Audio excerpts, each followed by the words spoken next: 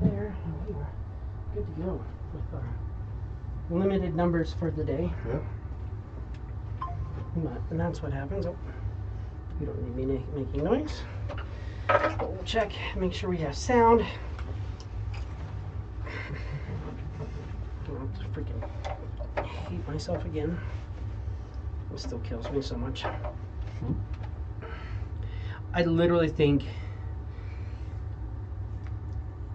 the situation in which Net so Net wasn't here, but Net, like, I broke down and I monologued for like 15 minutes on behalf of him because he wasn't here, to Ela about the moralities of life and understanding like what good and evil and the reality of understanding other cultures. Like, I just this huge freaking monologue, like Bard played out freaking some of my best role playing ever. No audio. No sound, yeah. I was just like, oh, cool. That's exactly what I wanted. Yeah. No audio. So we can always check the audio now. Cool. Live chat is up. Live game is up. Jesse's over here reacting to stuff. Cool. It's nice that you can react. Like, oh, I like that they're playing the game. Just play with us, dude. Yeah. Hiding. Hiding and shit. What's up, dude? They would be funny now that we're in this like death trap. All of a sudden, Magus. What? Where'd you come from? How'd that happen? We're gonna make sure I tie up all the loose ends. I think you're a loose end, bro. Where'd you come from?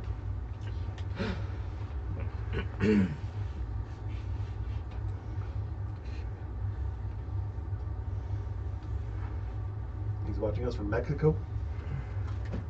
Wherever he's at now. I That's think the he's in last- Mexico. That's the last place I Yeah. saw him at. Well, thank you guys for joining us. We are down a few people, as 2 of our people are not in the country right now. Yeah. And another one is not in the city right now. A little bit easier to deal with than being out of the country, but not significantly. The results are still the same. They're not here. Yeah, pretty much.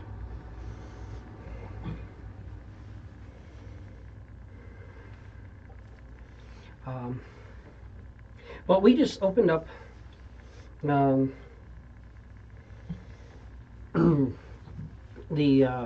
this tunnel in front of you guys. We're beneath the city of Solaris. You went to meet with somebody on behalf of the Black Daggers Assassins Guild, and it turns out that you're probably not in the best standing with them right now. It seems like they sent you to somebody who is here to just eliminate you, handle people who know too much, is the vibe you're kind of maybe getting. As you go to a meeting room, the ground drops out for you, you find that pretty much the entire meeting room was illusory. And then you guys navigated, or you fought off a couple of shadowy, sort of illusory rogues. Moved through a trapped area that seemed to summon or do damage to you with these exploding runes, but also summoned a couple of snakes. You found a place that seems to be haunted with the spirit of some sort of bard creature, but you've appeased her and opened the door. Now before you, you're seeing a hallway. The hallway is loaded with I don't really want to draw it because I got to do something else. When you're looking at this floor, you're noticing that the floor is a bunch of almost like hexagonal, whatever. It doesn't sound hexagonal. That's the word I'm looking for. I'm like hexagonal, hexagonal. Oh, that doesn't want to sound right. Anyways,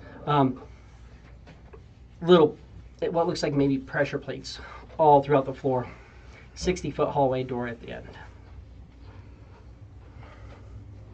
You guys are all kind of looking in now that the door has closed, or the door has opened. And then the far side, yeah, you're just seeing a door.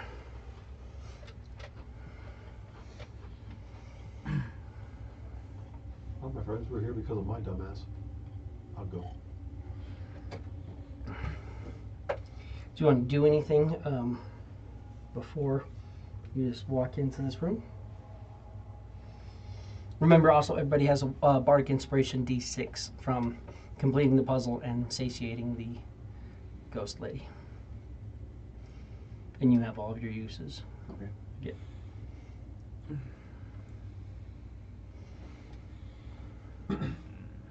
And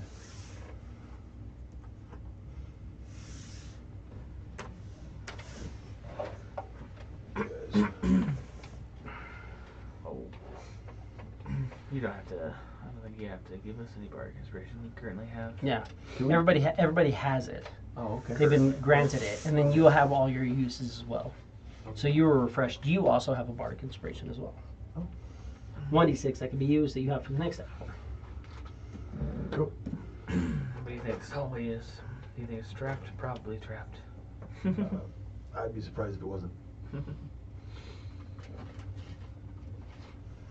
I like that you switched to buff Tarquin. Oh yeah.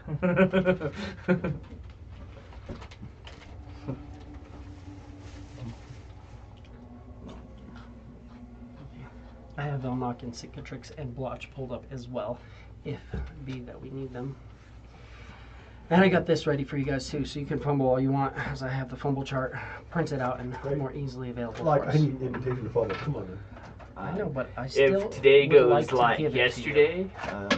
Yeah, but yesterday you were playing Halfling. Today Right. Well, you're that's what I'm not. saying. I was like, So I'll have hopefully- to take all of my natural ones Yeah. instead of re-rolling. So natural one. Oh wait, I get to reroll. Natural one. Oh, I get to reroll. Over here, like yeah. I'm like, oh, I rolled a natural one, and it's kind of it's one of those ones too where having disadvantage almost seemed to work better for you because you'd roll 2, and like one would be like a 5 and then a 1. And you're like, oh, natural one. Oh, I get to reroll the natural one. And it's like, oh, boom. But Sometimes it works out. mhm, Sometimes it doesn't. yeah. So yeah, it could definitely be trapped. Do you guys want to investigate? Yeah, that's what we want to Yes. try to perceive. Look at the. You can give me a perception. You can give me an investigation if you want. Investigation. God damn. We're starting off the night right. I'm looking at the 20, but the 2's on top. 5. I got an 18 perception. 18 perception. You can definitely tell that there's cracks in between each of these plates. With a 5, it looks like they didn't grout. Sure. You're like, yeah, they must have ran out of grout. It's fine. These tiles.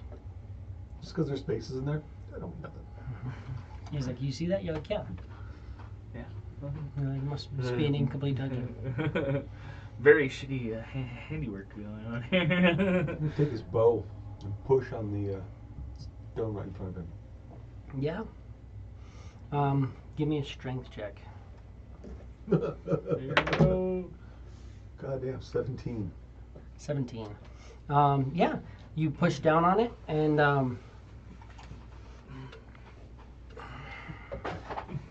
Your bow snaps. What? Pushed a little too hard. it doesn't seem to move. So you push against it, and it doesn't seem to give at all.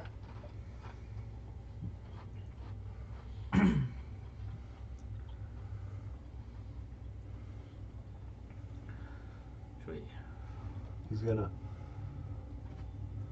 step on it and step back. You step on it, put your weight on it, and step back. As soon as you do that, you hear kind of a grumbling sound. I look up. It's like the walls closing in. You're not Ceiling seeing Does anything it, above does you. it just continue, or is it just? Yeah, okay. it's continuing. Let me guess. This is a timed level. The walls caving in. And as you look down the hallway, you can see both sides of the walls are slowly starting to move towards each other. Of course. Run! Run! He's gonna use his dagger misty step Mm-hmm. to the middle, the door. 30. So you can bonus action there. At this point, we're definitely in initiative. You could try to run, but you wouldn't be able to do another misty step right away. So if you want, you can try to Then just do a run. full run. I do need a dex save. Dex save. Mm-hmm. That. Damn. 24. As you're trying to run, 5, 10, 15, 20, 25, 30, you can get to the door.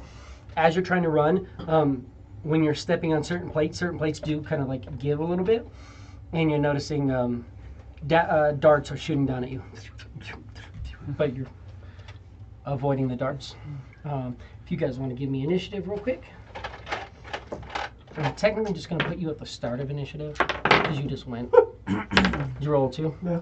Oh, so see, that's perfect. Because like I said, you just went. I went now at the end. Mm-hmm. So you'll be reacting last. So Clef. I rolled potion. He's now sitting at a +0. So he is at a 14. You need to roll Tarquin, I got a 21. If you need to roll for anyone, I can do that too. if you want, you won't. Who'd you roll for? I rolled for everyone. Okay. What'd you get for Cicatrix? 12. And Velnock? 4. 4? Yeah. So, I mean, technically right here. I think you're technically, but we're just going to let him go once more before you get to react. Since you started the whole shebang. Cool. So, Tarquin, you were up. What do you want to do? You weren't able to try the door or anything. Well, you have an action. Do you want to try to open the door? Yeah. The door is locked. Door's locked. Fantastic. Everything's closing in. Darts everywhere. Doors locked. Door's locked. It's like, my guy might not want to come down here right now. It is our only way forward.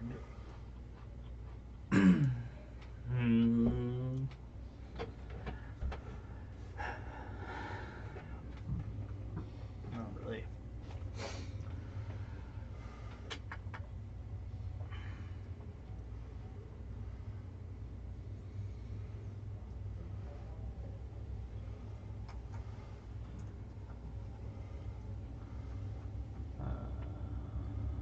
Door's locked.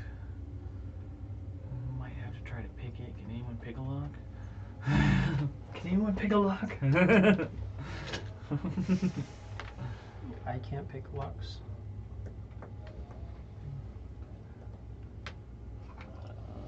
Well, I'm gonna hold my action because I don't think I'll be able to do anything, and I have like something in mind to do, but with everyone around, it's not smart to do. What are you trying to do, Thunderstep? Yeah, I can thunderstep to the end of the hallway, and it'll be really loud. How far is your Thunderstep? 90 feet. I think I said how far I can. Heard from your way. Like bring objects. You have careful spell, don't you? I can see within range, so yeah, 90 feet. I do, but I can only. You could move back to here. It's any creature within 5 feet, right? Right. That's 10, 20, 30, 40, 50, 60, 70, 80, 90.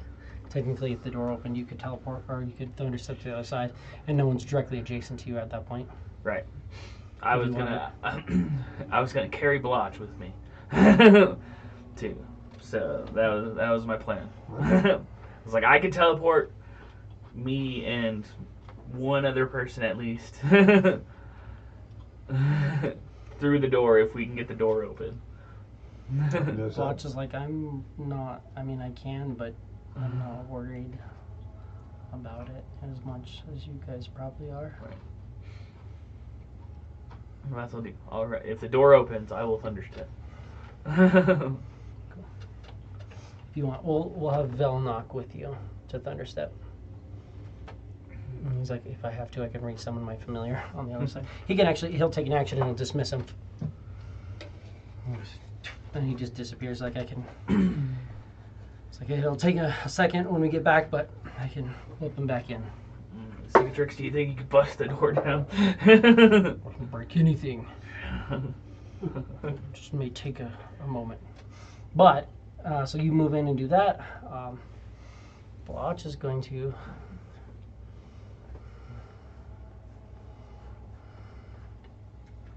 move. And then, because I have this active, once my reach, and 10 foot long, so I'm gonna say you're right in range as. Oh, that's not a bonus action though, so I can't guidance you to try to open the door yet.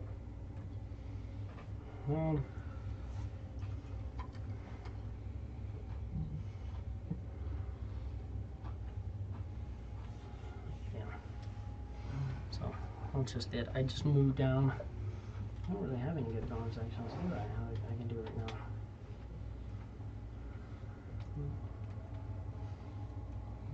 Action? Yes, it is. I like that was bonus before. Yeah, no. Okay, so I do that. He's moving quickly. He needs a dex save. And he saves gracefully. Cicatrix. 30.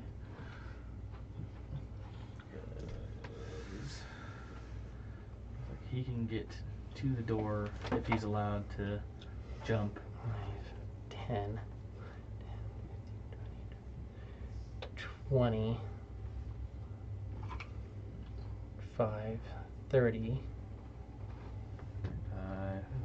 35, 40, and he has 45 movement.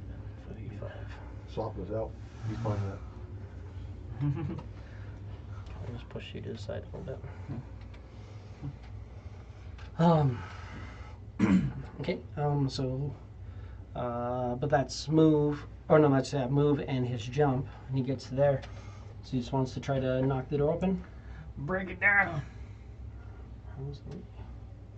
Can't do it finesse. Do it brutal.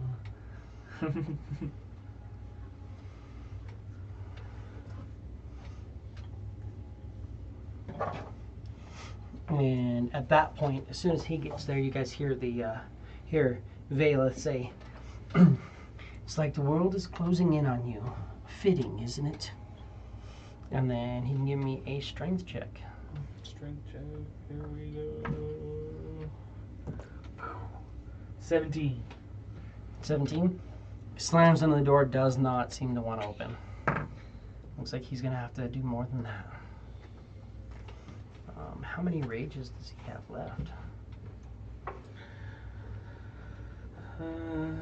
Yeah. Oh, He has two rages. Yeah. All right. He should still technically be raging unless it's been longer than 10 minutes. You guys took he wasn't raging for. Yeah. Okay. Yeah. No. You guys took. Never mind. We did take a short rest.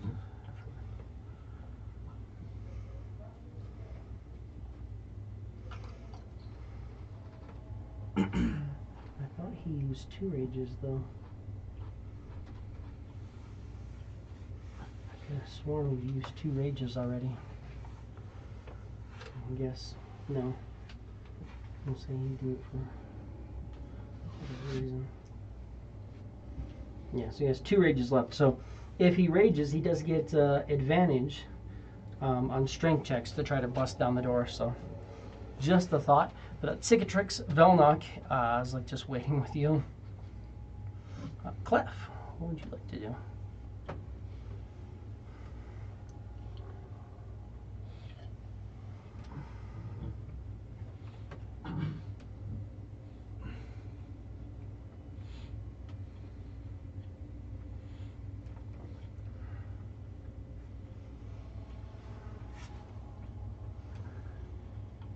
He's gonna take the ends of 2 guitar strings bigger ones, basic ones, and work on trying to get that rock to freaking. Yeah. That's fine. Give me a sleight of hand, but it's with disadvantage because you're using improvised tools. Nope, that's a 1. Oh, yeah. You're going through and it's just not. You're like, the strings are disappearing in the thing. You're like, okay, not really sure what I'm supposed to be doing on the inside of this. Like, because you're not trained with thieves' tools, right? So you've seen people doing it. You have like a rough idea. Like, Yeah. it's like tumblers or something. Just holding this down. No. Yeah. At that point, the wall continues to, Gentlemen, you get the fuck out of here. and you get pushed just a little bit. As the wall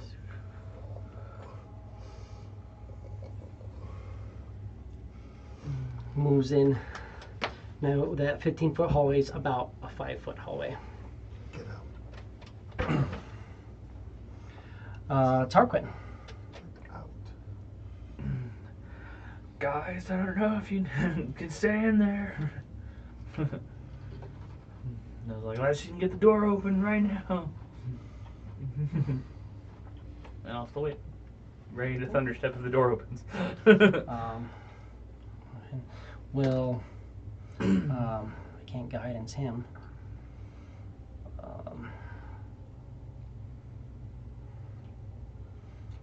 I can guidance you. Give you a guidance. So plus D4 to your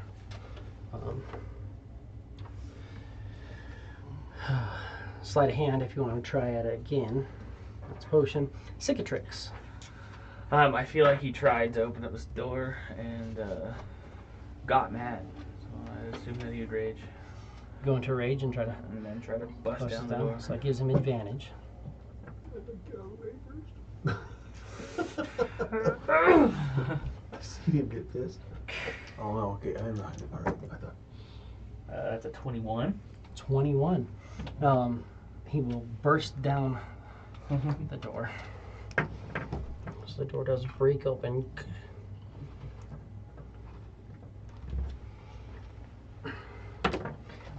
It's not fully out of there, but he smashes the door and seems to kind of be a little bit difficult, but he can kind of force his way.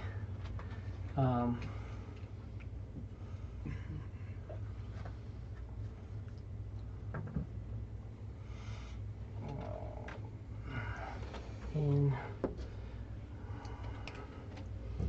to this room, which we'll explain here in a minute, but he takes his full movement to get through the door. That was Cicatrix. Tarquin, do you want to... At this point, I would careful spell. Well, you don't have to careful spell. Even if I'm taking him with me, like. Yeah, if you're taking him with you, he doesn't take damage.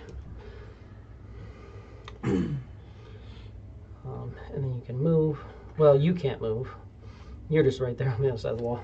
But Velnok is up after Cicatrix, and he will move you to the side a little bit. All you hear is.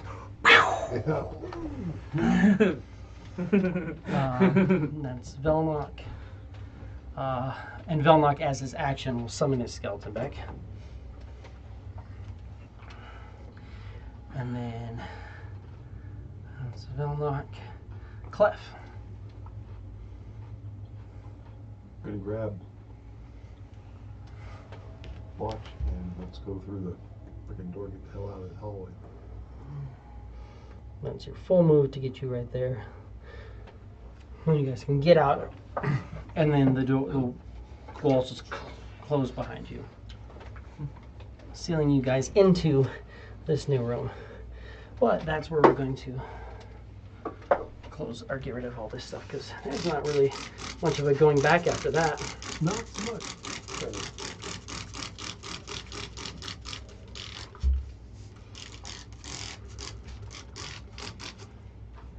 You guys handled that well.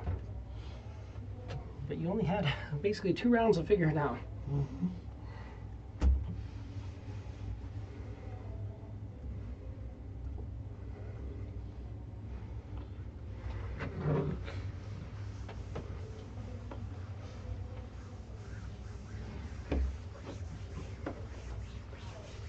but I fully redrew that for just the one.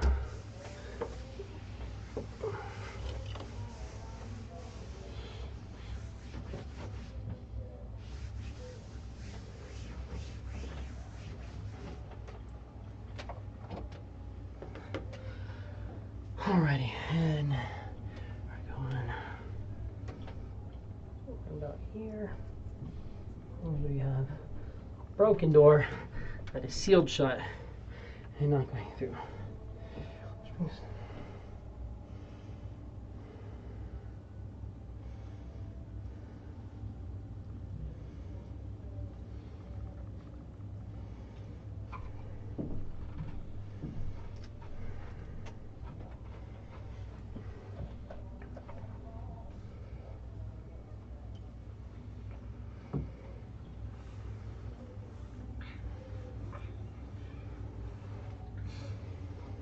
You are in a 25 by 25 foot room.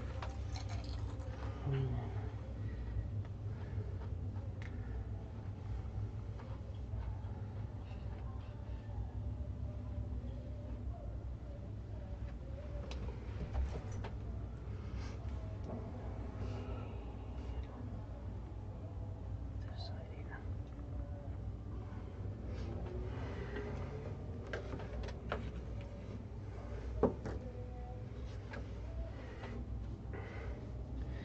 I'm sick of drinks.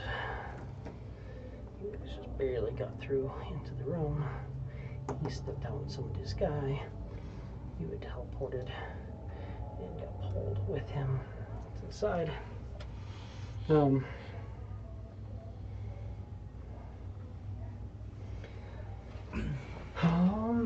then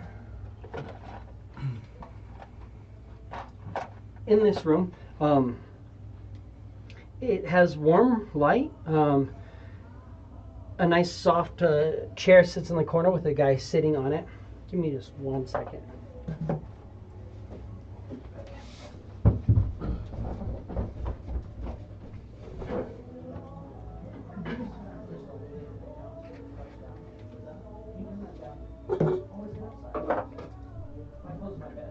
It's going through the bathroom. I was like, it's sent itself, but yeah, you're good.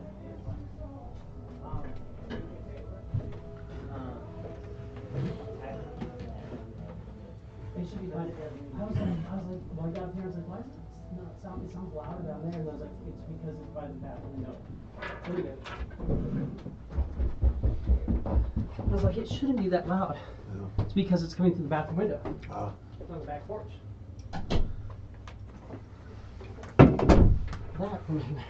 Could you grab me just any sort of cola? Sorry. I was just like, that's a little loud. Mm-hmm. But yeah. Kind of sitting in a chair in this little resting chamber. There's just a man sitting there.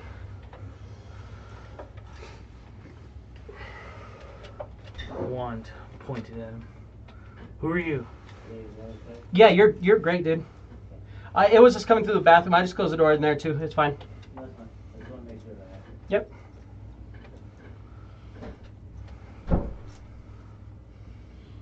He's hammered.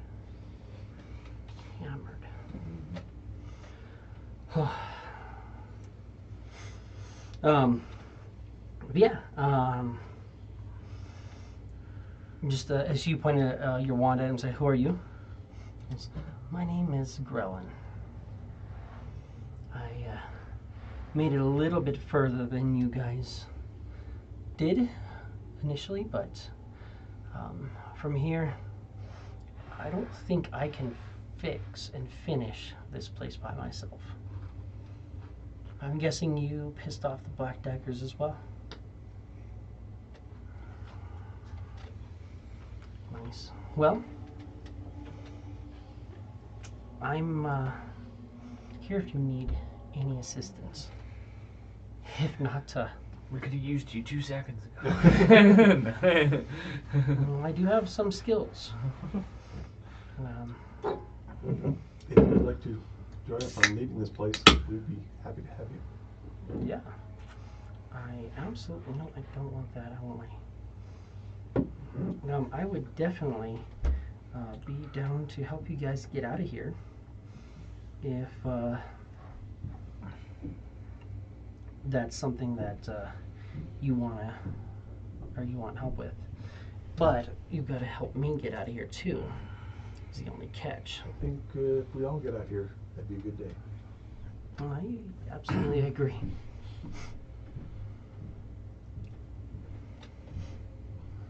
Nice chair, by the way. Just one chair in this place. Okay. Cool. I think that this is one of Vela's resting areas. If the trap isn't set, he can move through here and conduct experiments. This used to be a place he did a lot of experiments and a lot of research. Any trap building?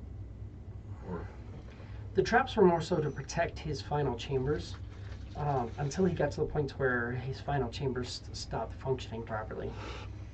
When the core of this little labyrinth of his started to malfunction, he decided to turn it into just a sort of a trap.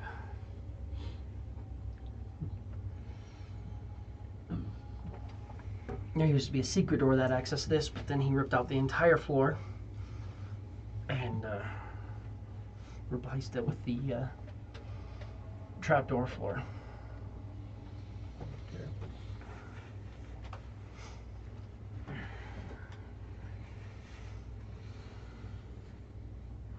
Well, The only way to get out of here is Yeah. forward. It's not like we can go back. I want you to know that we have Velnock here, our resident necromancer, with his little skeleton buddy, Mm-hmm. Tarquin, wizard, mage extraordinaire. We have Cicatrix, our muscle. He's still And seething. Me, I'm here to keep everybody happy. And this is Blotch. And Blotch. Blotch is just like, Yeah. you can't really tell he's staring at you though, because he has a, like, when his head turns, it's very hard to notice Yeah. when a shapeless orb shifts to the side. But you can He's tell like- that he's like- staring at you. Yeah. And of course, last but not least, by any means, we have Blotch, our friend here, who helps heal us when things aren't going quite our way. Mm. And who would you begin? My name is Grellin.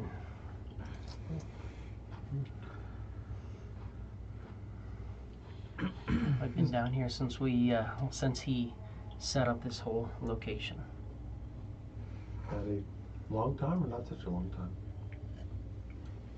I'm not sure exactly how long. Don't really get much daylight down here. That's true.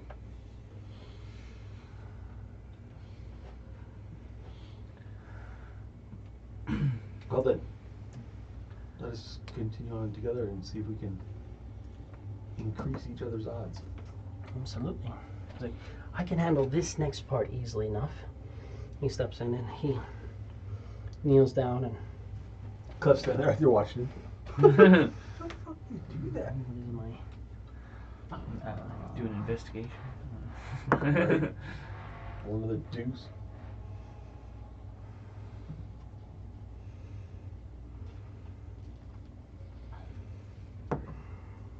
we're good. Because he has advantage on that. And then I guess he would have been fine. So yeah. So yeah, he pops open the door lock.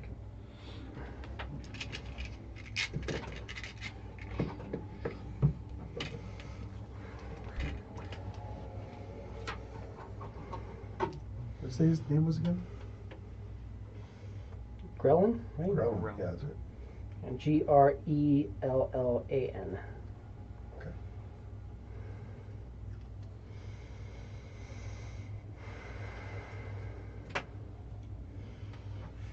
That's what it's gonna be.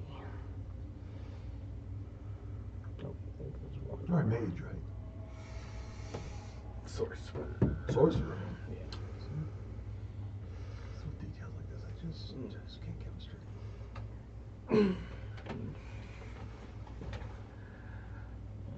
I didn't have to do much study to hone this Just natural. wild magic. Wind starts blowing. I can do that too.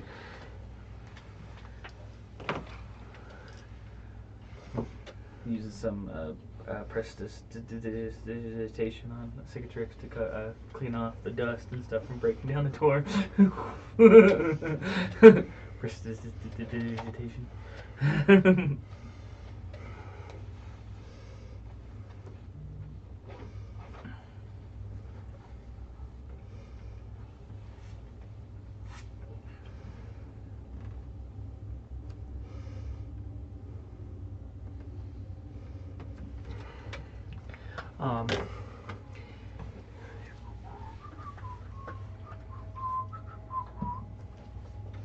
In the center of this room, you see kind of like a small basin that is held up by 3 chains. The chains seem to like go up though, like almost as if the basin's like holding them taut. Like the basin's trying to levitate, and the chains are just keeping it from floating off. The ground is, this whole area is a black stone that has little ripples, almost like marbling of red throughout it, that seem to kind of all coalesce towards the center where the chains are. And you're noticing the chains, at first it looks like they have rust going down them, but then upon inspecting just a little bit further, you notice it actually looks more like they have like scabs growing on the chain, like kind of coalesced blood that's just dried up. On the basin there's some sort of inscription, but you can't tell from here. He opens the door and he steps to the side. Thank you for opening the door. Clef walks in. This is my fucking catastrophe. I'll be the guinea pig. So you're gonna go in? No. Walk Cast over. tongues. As you're getting in, you can tell, you can read it, just not from further away. Okay, alright. I'll take a step into the room too. You're also gonna follow in.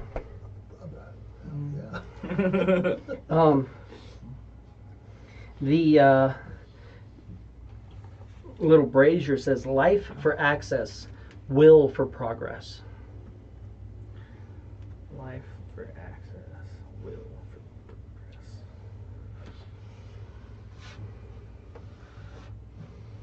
Sounds like we need to give it something. Willingly. I volunteer as tribute. Bet you do. We're all here. We basically volunteered. To be fair, Clef, I did not volunteer to sit here.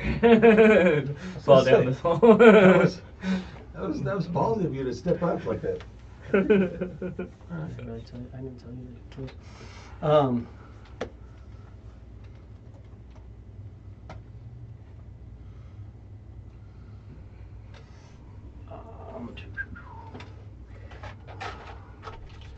need these. 3 of these. And then I need 2 of these. And 1 of these. As you guys are moving in, as soon as Cicatrix goes to walk past, he gets stabbed with 2 daggers. This bitch. Absolutely.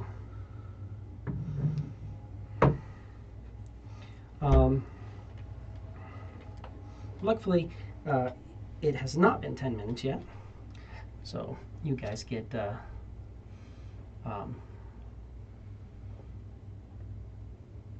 or he's still raging, so that's helpful. But he's going to take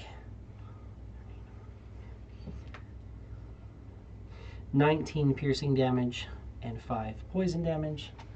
So that's what, 9 piercing. And So then 14 total. 14 total. Which is why I have them up. Cicatrix takes 14 damage. From what? This guy stabbed him. Who did that? First dagger, second dagger, because he's basically doing his multi-attack, just stabbing 2 daggers at once. First one's a sneak attack though. That one definitely hits. Of course, that one can't be the fucking Sneak attack one. but it's still good. I'm gonna need 2 of these. I don't need one of these. Because this one is critting him. It's very cocked. For less than what it should have been initially. Oh, 6, 7, 8, 9. So 12 points of poison damage. And 9 piercing. So 4. 16. Right? Yeah. Yeah. 16 damage. Which leaves him not feeling the best. Let's 2 stabs in. And then I'm gonna go.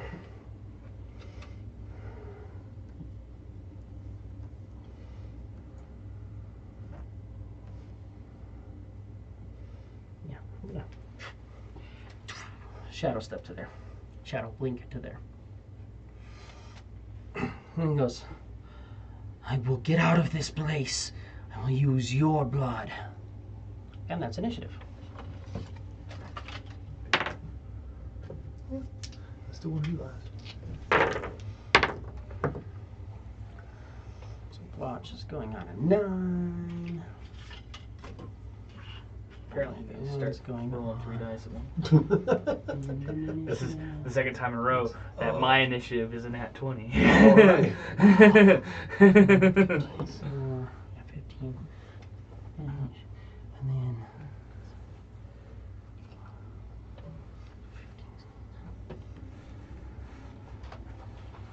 19. Tarquin, I got a 21. go first. Cicatrix. He got a 5. Velnock. 11. And Clef. 7. Because single digit d20s, Jesus. That's fair. I will use your blood. Tarquin, you are up. And yeah, he just teleported over there. Told you he's going to use your blood to get himself out of this dungeon. I disagree. I'm gonna use his. After hearing Cliff say that, I'm just gonna source this burst from across the room here. Let's see, I only have 1 more, so I'm not gonna do that. It's just gonna be a flat roll. Here we go. That is a 21 to hit. 21 is a hit, yes. For 8 damage total. 1 second. Feed ray damage. Just 1 second. My phone keeps trying to turn off, so I need to turn low power mode off. It's on the charger, but it's still just like, did you want to shut off? Did you want to shut off again? Would it help if we shut off? Do you need to shut off the phone again? Just let us know. So 8 fire damage. I don't have any of that. Yeah, just making sure. Okay, good chunk into him. And then I will move actually. 5, 10, 15, 20, 25. Come over to the corner here. Alright. And then that brings us back to him. He is going to first thing he does is he puts his hand against the wall. He just touches one of the walls, and as soon as he touches the wall, you hear the door behind slam shut. And now it's pretty dark in here. Do you guys have any sources of light? Dark vision? You're good with dark vision. I don't have any dark vision, but I'll figure it out as we go along. Velnock has dark vision 60, so he's good. So you're in pure darkness. That's great. And Cicatrix and Blotch Are locked in the other room at the moment. in the other room at the moment. Yeah. Great. But I'm going to move up on you, and you can't see in darkness like I can. That's Unfortunate, because that means I have advantage. First attack. And he rolls 2 nat 1s. Wait. Close enough. Oh. 16? Hits. And I'm going to throw my sneak attack on this, even though I'm likely going to crit on the second one. That's just my luck.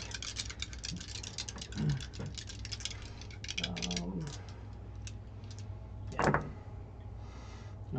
So... Oh yeah, because these are sneak attack. I'm like, why is my dice not seeming to make sense? That's why I have multiples. You take 5 points of poison damage. Okay. And then 19 piercing damage. Hurt. Owie. And then he gets his second attack. Which is going to be a crit. No. Oh. Still hits though. Not as devastating. But that's going to be 8 piercing and 9 poison damage. Is it not as devastating, but it's pretty close. Oh yeah. I'm Damage down. attack. You fall? Yeah. Rewatch. He falls. Shit. And that is Velnock. Now we can't be having that, right? Can't have our friend on the ground. Healer's locked away. I feel like if there was a time to play, it would be now. Actually, from the way Brad played during our bandit fight, I don't think he would ever use Withered Bloom. Well, it just depends. He has before. He focuses on them, but Well, no, he also when the healer's I'm around. I'm just saying he could have used it multiple times when Cicatrix was like at low health. he hasn't used a single spell slot yet. He was trying to play kind of conservative until he needed his spell slots, from what I remember. But at this point, you're trapped in a dark room with someone trying to kill you, and Cicatrix and the healer are trapped on the other side, and he has no idea if that's like just break down a door, or do they have to like get some sort of lock, like what's going on. I think he would keep you alive at least. So that's a second level Wither Bloom. The fact that he was able to take me down in one hit, though. Or Not two one hits. hit, Two one hits. one turn.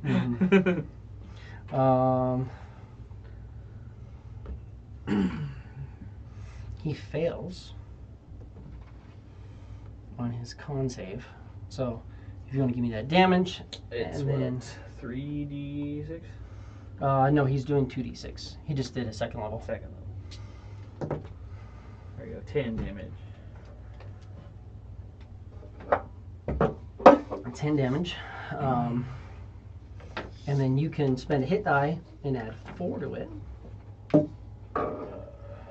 die's a d8, I think. Right? No, d6. Here we go. Alright, 7 hit points.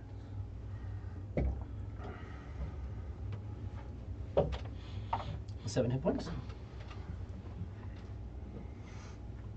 7. That's something. And then his skeletal familiar, as a bonus action, he can make him shoot at it. So it'll move in and shoot at him. Would you like to roll for him? Sure. What's it got? To hit? Attack? To hit.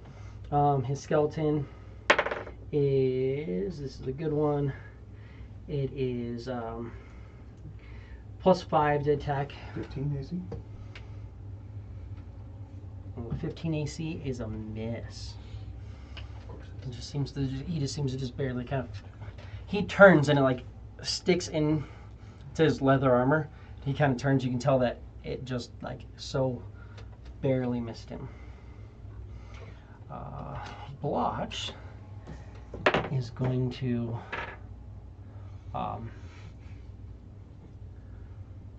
do guidance. I mean, it's not really gonna help with. Cicatrix? It won't help with just a strength check though. It'd help with like an athletics or like a lockpick or something like that. But he's going to actually no, but because Cicatrix is all fucked up right now. So I'm gonna use one of my healer's kit.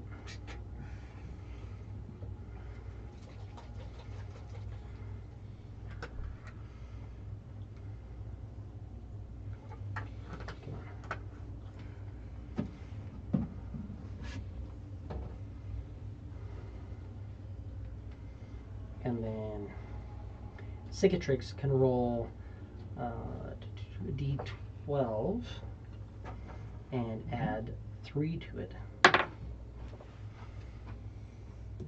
11. 11 hit points. So Cicatrix gets 11 hit points back.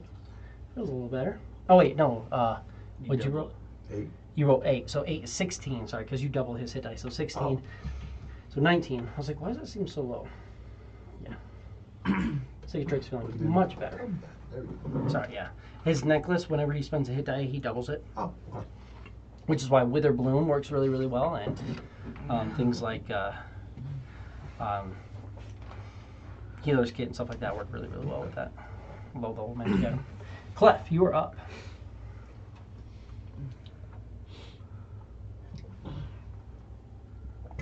Well, move over to him and punch that bitch. Fuck. 13. Fuck. AC 13 is a miss. But you have Bardic Inspiration if you want to use it. 16. 16's a hit. Hell yeah. Ooh, 13 points of damage. 13 points of damage. Stay away from my friend. You used your. I have Bardic not. Inspiration yet? I haven't had a need to. Cicatrix didn't use his either. He probably could have. Yeah. Nobody That's a point. has yet. Or, well, yeah. The skeleton wouldn't have one. I mean, if you wanted to, I don't see why you couldn't throw. If you wanted to throw another punch and you wanted to throw a Bardic Inspiration on the skeleton, you could. Yeah. And I could use it to. Yeah. So the skeleton now has the Bardic Inspiration. Absolutely. And I punch that fucker again. There we go. 25. Yes. 8 points of damage. 8 points of damage. A couple punches at him. As you're hitting him, it seems like he's kind of like wincing and is in pain, and you're noticing that like little like shadowy like bursts are kind of coming off him.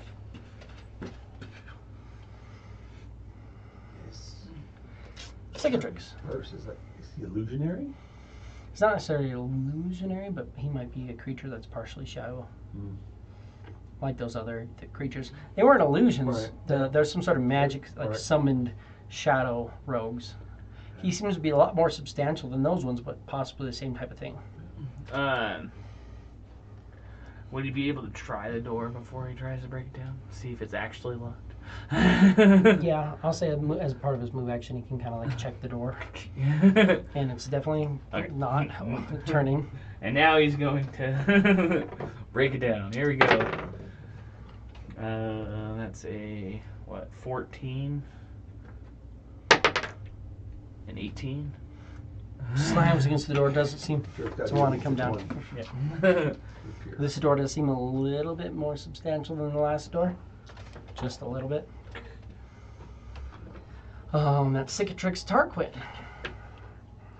This guy can fuck you up pretty good if you want to handle that. Just as a thought. You know what the answer to any question is, don't you? Yeah, I don't care how big the room is. Right. I'm gonna cast Fireball at my feet. Really, really hope that's a careful one. Granted, Nope. you can definitely do some fireball if you want, but just remember, he is a rogue. Oh, yeah, that's right. Just a thought.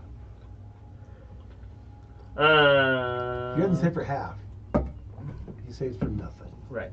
I mean, depending on how high a level rogue is. Either way, if he doesn't just save for nothing, he probably also just has a decent chance to Save. save in general against fireball. The deck save is his thing. I don't know what other big ones you have.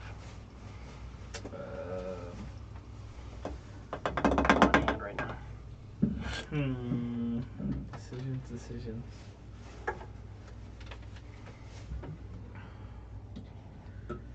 Best thing to do would probably just get away. You guys hear? Oh. Actually, That sounds like Citrix trying to knock you the door. You're technically not in that space. Here in this space. I can't remember.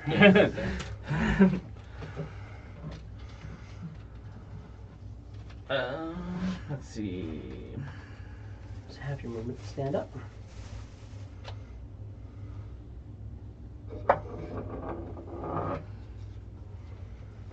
You hit him with your sword. Yeah. Man, I just don't know what to do.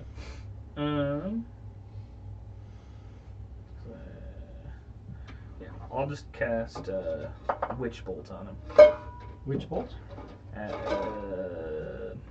We'll do a 3rd level one. Oh yeah. It's a good little chunk into him if you hit. Right, isn't that a roll to hit? Yep. You have your bonus action available still too. Right. I missed. Yeah, it wasn't. Because if I bonus action, You still have your, rage, You still have your inspiration, don't you? I do. I'd still miss, regardless. I rolled a 2. Oh, yeah. I just don't know what else is gonna be here, and I was going to bonus action, drink a healing potion, but he would probably still be able to put me down if he attacks me.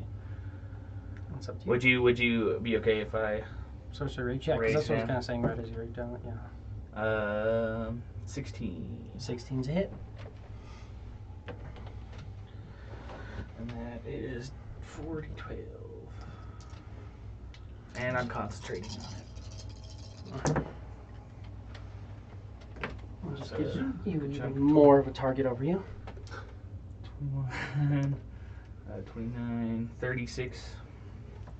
Oh shit. Lightning damage. You know what I just thought of though? Oh, would it be a disadvantage? 'Cause it's dark. Because I can't see. Yeah, so it would have been a flat roll, technically. And I would have, well, regardless, I would have, So even if you had done the first one, you would have I would have missed. missed, regardless. So, I Just missed. because it's dark, you kind of let out a crackle of energy towards him, but it's not going to hit just because you don't have any sort of sight, which means you're not concentrating. I was like, oh, that bolt of lightning is going to light it up for you, and I was like, wait, no, it's not because you can't see. And you notice that he goes to go like let out a thing, and it just totally misses. Just goes all the way around. But we can fix that. So that was Tarquin. In a second, because I've got 2 of you guys. I've got advantage on you, so I have to sneak attack you, and I have a flat roll on you. So let's start with, let's hit you once, and then hit you once. So sneak attack you, that's going to hit. And that's going to be, If it's more than 7 damage, I'm down. yes, you're down. Because that's I roll almost that many dice. 5 or 6 dice. Yeah, almost. Plus 3. And then so sneak attack drops you, and then a flat roll against you. Yeah, I rolled a 19. Fuck. So that's a 26. But he doesn't have a sneak attack still. So it's going to be 5 points of piercing damage. Just add it all up. There's Oh yeah, no resistance. He takes it all. 12 points. Okay. And it's as he hits you with a poisoned dagger.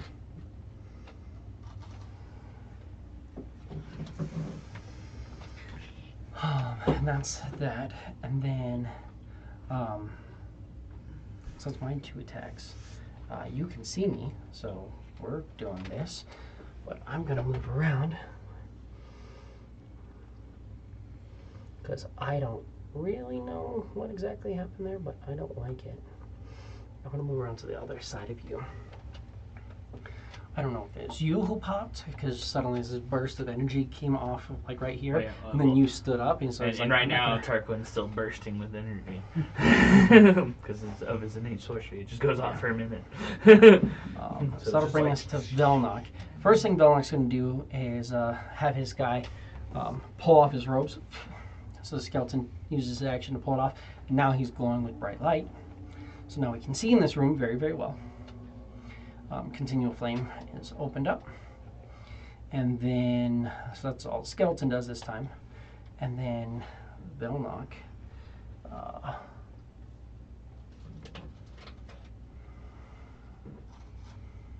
He has it on the second level slot. You can kind of do it again. Because every time he keeps you up, he does that, right? Because it's a 10-foot radius. So if I drop it right there, it's going to hit you and it hit him. Because he doesn't know where it's coming from. But throw a second level Wither Bloom. It'll be 2d6 if I fail my saving throw. Con 16. Failed. 8 damage. 8 damage. And I get. It's what? Hit die plus. Hit 4? die plus 4. I got one more than last time.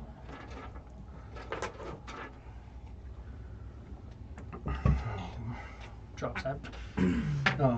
This guy turns and looks at him and goes, okay, now I see what's going on. Because he has dark vision, but it's still kind of difficult to figure out exactly what everything's happening. That's Velnok and the skeleton familiar. Blotch.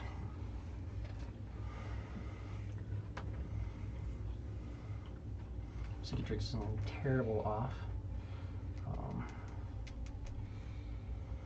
I can give him,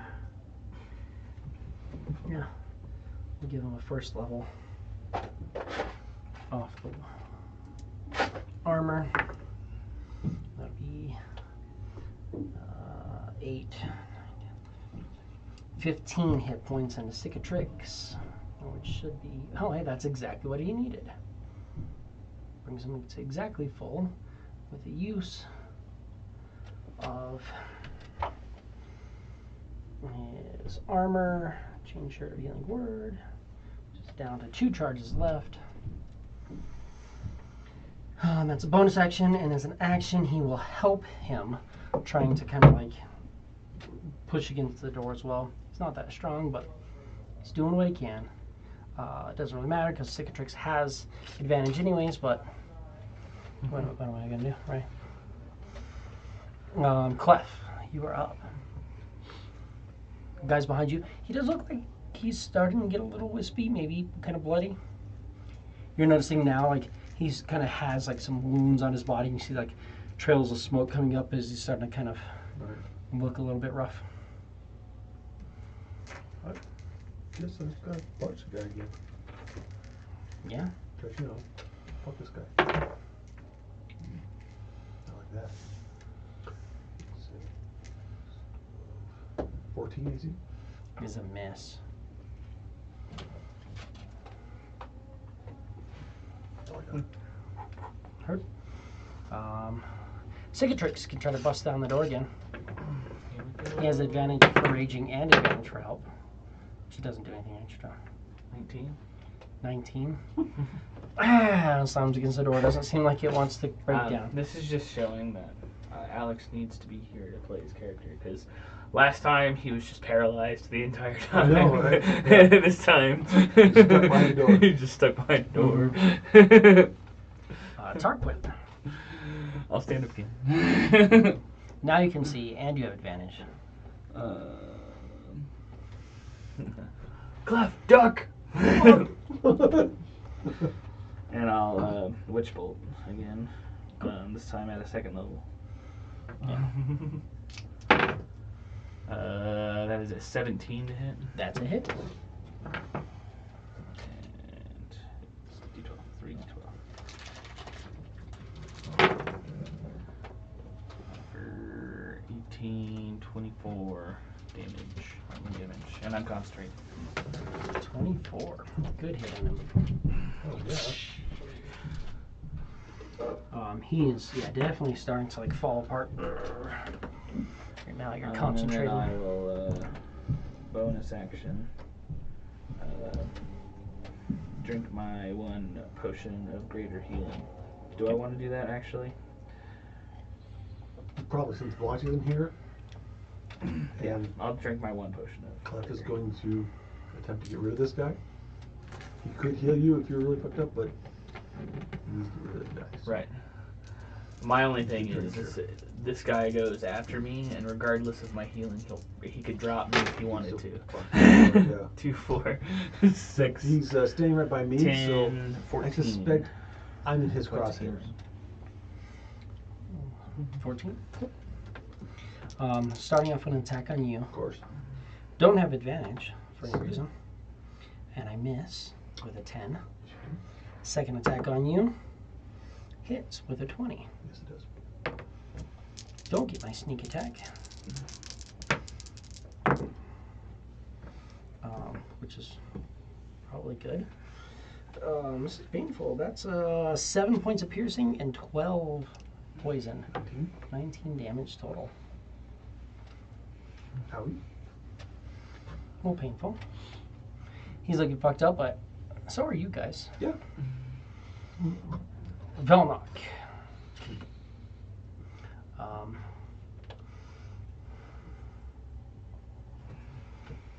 He's going to throw a ray of sickness at him.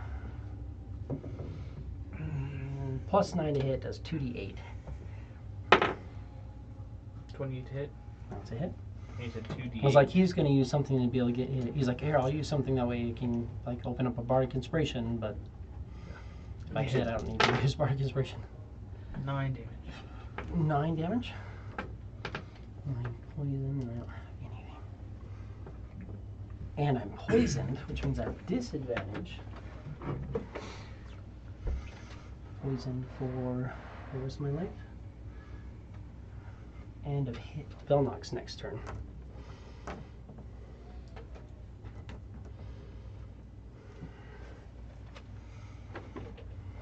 Okay. That's Velnok. Skeletal Familiar now can make an attack roll on this guy. He'll hit. Yep. D10 plus 3. D10 plus 3.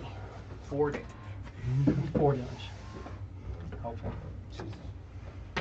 Guy's really fucked up, but that's not going to do it. Blotch is going to help Cicatrix. As helpful as that is. Clef, you've got this guy in front of you. He is very fucked up looking. Cool. You're noticing he's all wispy, and you're kind of noticing like this necrotic energy, like poison kind of coursing through his body. He's like, oh. Hey, plug that fucker again. God damn it, same fucking thing. Miss. Yep. Cicatrix, you want to try to bust down the door? Do you want to roll for him this time? He has advantage. It's a plus See the 5. way I'm rolling? Let's try to stay alive in this fight. That's a 21. 21. Very close, but it does not bust down. Bam! It feels like it's trying to give, but You said this door was tougher than the last one, so. 22 or 25. Every time he's putting a little more oomph into it. 22 or 25. Tarquin. I'm gonna do my free bonus action of D12 damage. That's 8 lightning damage, It's barely standing. and then I will Sorcerer's Burst. Do it. Miss. I hit with a 21. You have the option. No, I guess you technically don't. What do you do? 12 damage. Yeah, that's more than enough. He dies. But you kind of hear lightly as he does, you hear Vela say, Graylin was always loyal and useless. Well, and he explodes in a legendary failure. I'm going to reduce that. I need you to give me a con save. If you're the only one who's within range. Who cares? Oh no, I need a con save from the skeleton as well. What'd you get? 12. 12. That is not high enough. Almost. The skeleton has a bonus equal to a number that is +2. 15. He saves. So he takes half. So the skeleton takes 11, so 5. And you take 11 And he drops. as he explodes. You fall to the ground.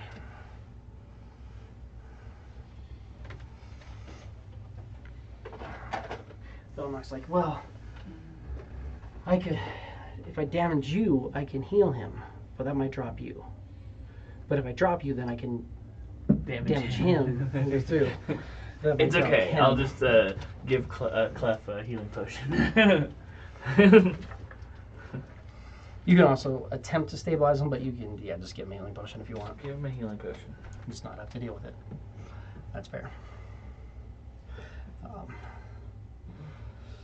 Cicatrix, give me an attempt at that door. You get what? 7 hit points. Yeah. Oh, fuck. You're at 7 hit points. Oh, that's a 23. 23. Closer. So you get 20. Yeah. Can I go over there? Well, I'm not straight anymore. And see if I can open up the door from this side. Just let it go from the bottom. You're just better off just lifting him up out of these. Yeah, if you want, you can move over. Is there any way I can see the? Or does it now It just look? Does it has- now just look like a flat wall? There's a door and there's a mechanism, but there's no it doesn't. It looks like it locks internally, probably like on a trap, and so you have to unlock it. And once you unlock it, you can kind of twist it, and as soon as it closes, it's just locked from both sides. If you had a key, you could put a key in, and turn the whole door. You know, although if you put a key in it, you can kind of like a key in a door, you can turn the whole thing by turning the key kind of. That's kind of what you're thinking he did.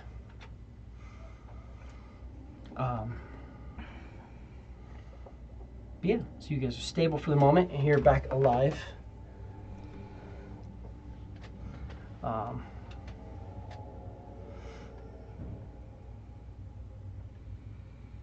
Cicatrix can give me another attempt at the door.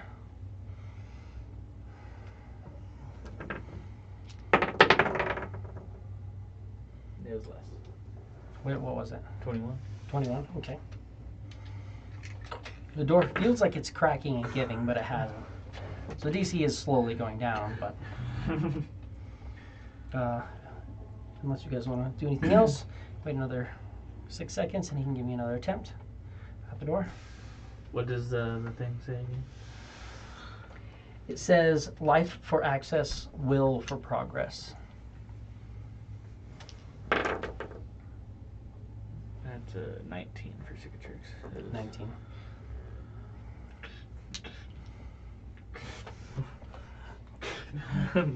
I just was like, I'm like sitting here reading this. I was like, I think Cicatrix is just getting more and more mad. You're seeing from this side the door starting to splinter a little bit in places. It's a good, heavy He's wood door, though. really wanting to come through that door. If you want to give me another take then. Man, it was even less 15. 15, that's not going to do it. It's not going to weaken the door. There's a DC to weaken the door, and there's a DC to break the door. What do you think this means? Pointing at the words. I think it means that we need to offer it life for access and will for progress.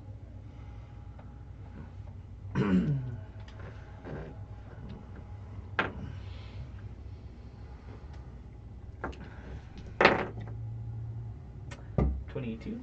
22. That breaks down the door. He just comes in, great axe. We're just standing around. Everyone's standing there looking like hammer shit on rides. Like, hey, That's it. thanks for joining the party. Of course. That was what we came for. If you'd like, I can help you all a little bit.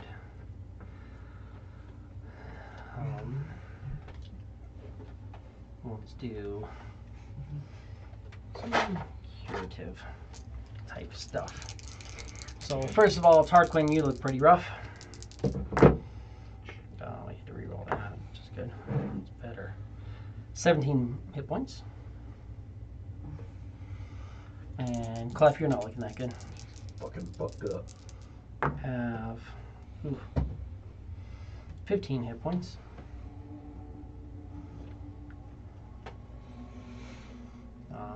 Just barely out of blade. Heard. Velnock is okay. Cicatrix is full now. Tarquin. I'm only a couple off. Let me refresh. Only thing is saying that you're still like Homestead. What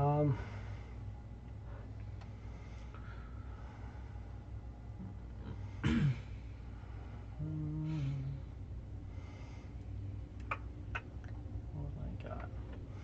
It's worth putting a deal. Oh, he'll give you a good berry for 4 hit points. Does that keep you there? It does. Okay. And then Clef, let's just give you another one. You're down enough. You just need another one. Fuck. 13 hit points. I'm not gonna waste nothing. Doing pretty good right now. Give life for access. He'll give you a good berry for 4 hit points. Cool.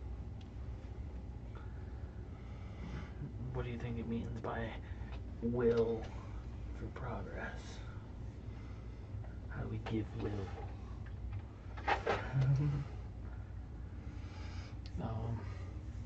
Someone can give me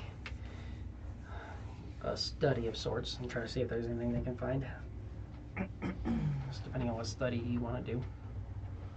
Study Arcana. Yeah. An Arcana. Or Velnock can do an Arcana, whichever you prefer. Velnock's is plus 10. 25. 25. I feel like there's something magical about. The inflection on it will, I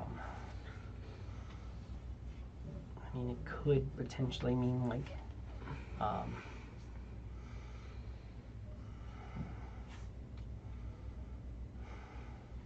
so obviously life is going to be some sort of like, either he was going to try to kill us. I didn't see it do anything, so I don't know if like you have to put somebody's blood on there or whatnot, but like will could be some sort of like testament of ability or willpower or something like that, along the lines of like some sort of maybe magical sacrifice or personal sacrifice or something like that.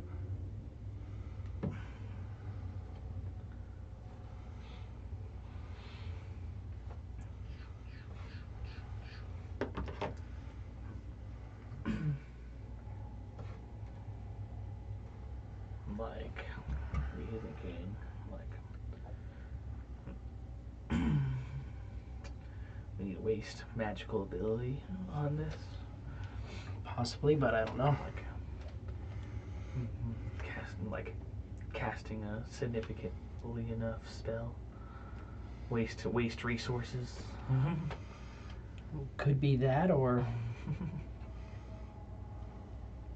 I don't know. Channel some sort of something into it.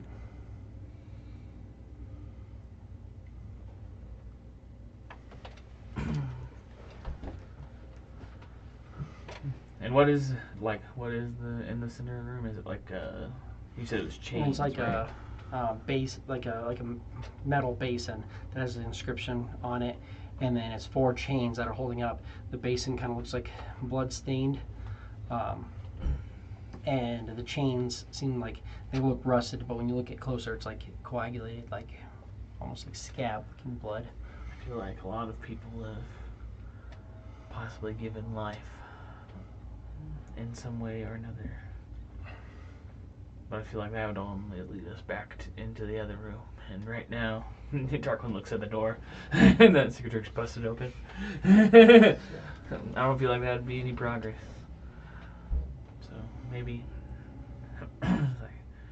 maybe we should try channeling some magical energy into the basement or something. Could potentially be what we need. Maybe. Darkwing Looks like this grabs is his wand. And I guess we'll start off with the cantrip. Can I just sorcerer's burst the basin? Just kind of like. Yeah. If you want to just Sorcerer's Burst, that you can absolutely cast Sorcerer's Burst on it. Give me an Arcana. 12. 12.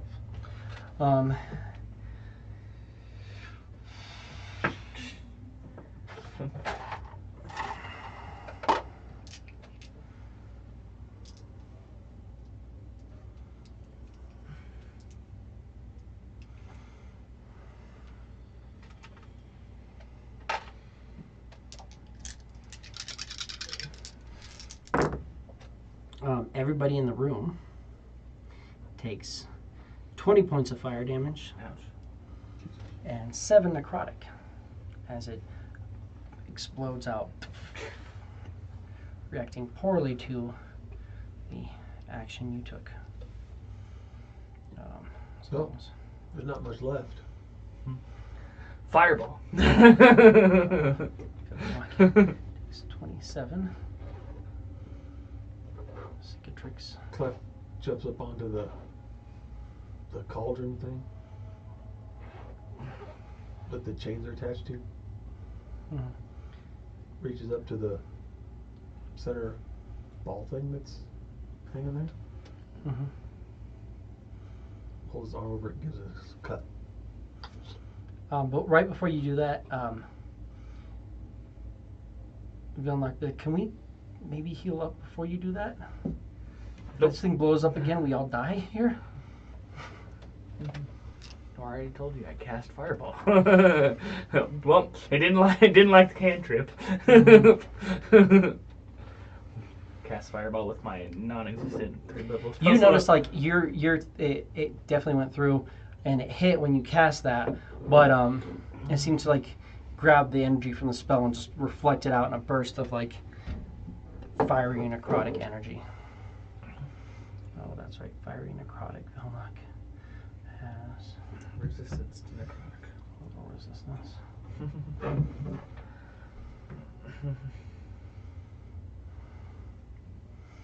Well, it's just like I don't have my big ones, but I can throw out a couple more. But I'm running low at this point. But I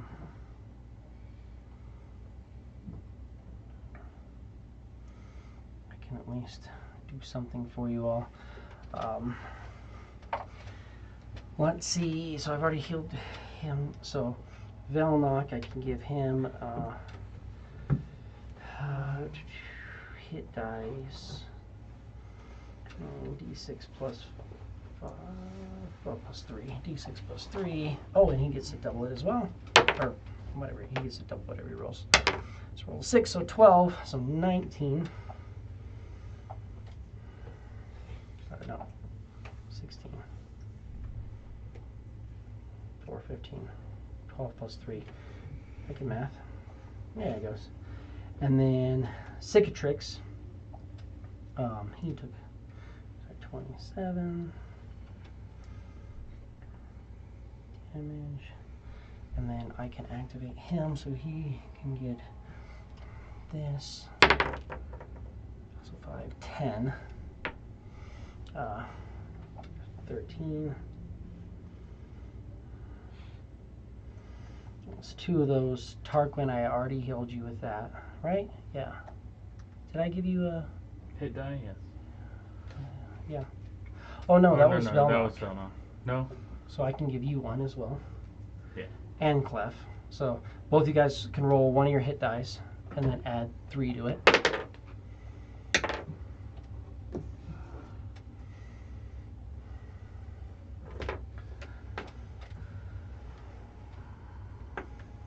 And now go ahead.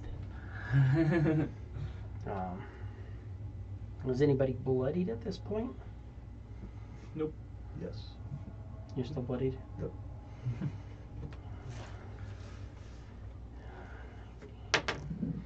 This is now down to... Yes. And I can also...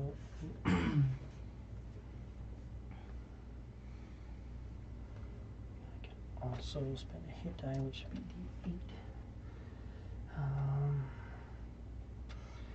Plus 3, 10 back into me.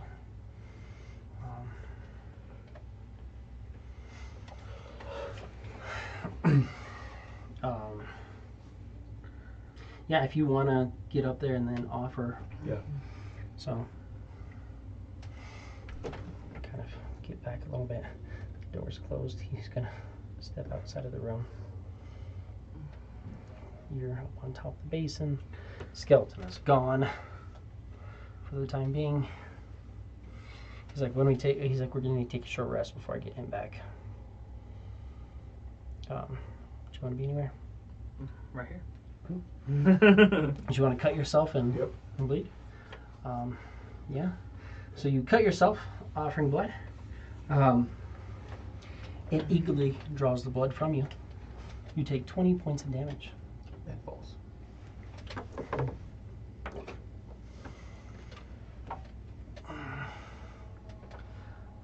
Blotch will... and when you do that...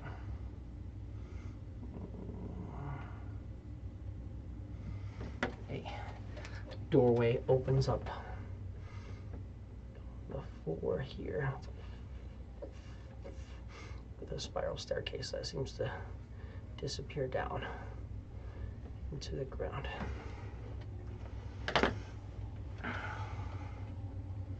But you're the only one who's bloodied right now. Let's do...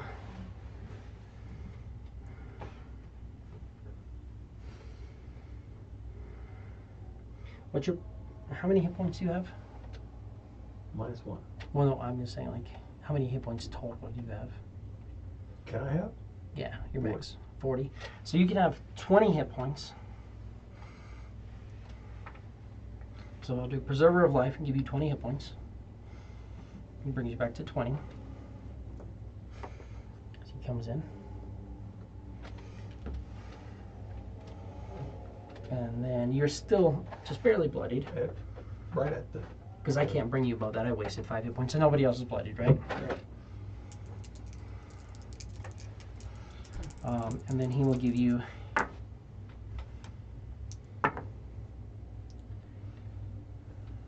14 more hit points. What the fuck? I was like, I'm very low on resources at this moment. I think we all are. I'm doing pretty okay.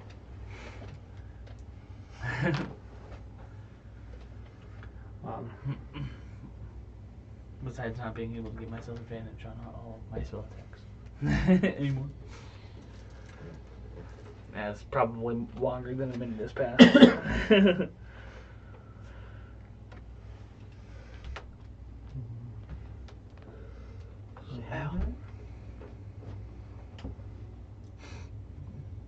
Do we want to try to take a short rest here? Do we think this door will close if we don't go through it now? I'm not sure. I think we need to go through it now. It could potentially close. A lot of the stuff seems to reset at some point. but he also may reset it himself. So Down the staircase we go, I guess. Yep. Heading down.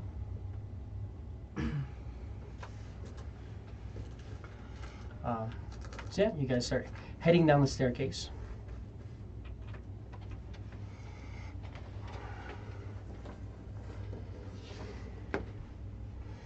Staircase opens up into a small hallway. I know this is off, but it's okay. Close enough. The stairwell comes down here and then opens up that way.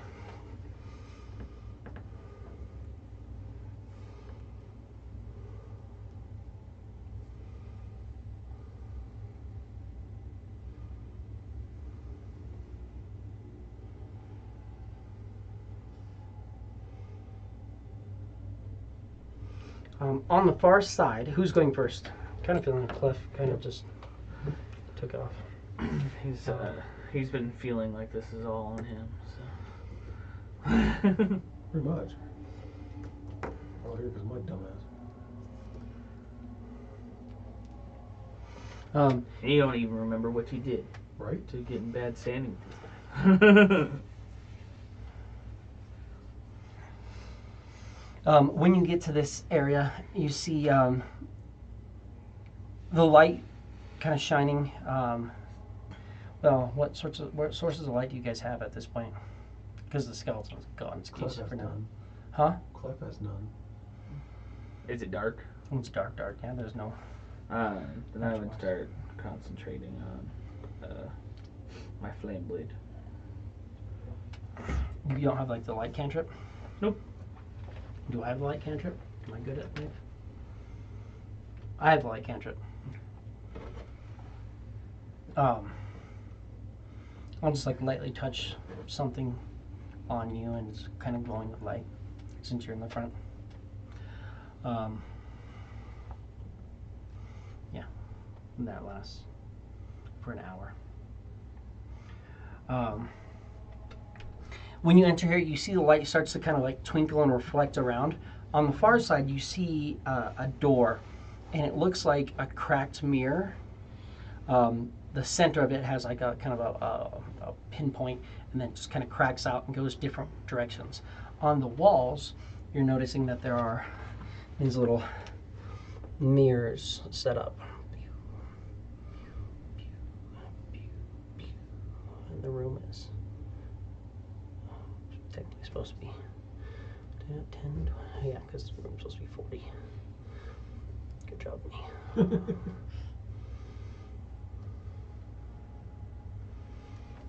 Room is 40 feet long.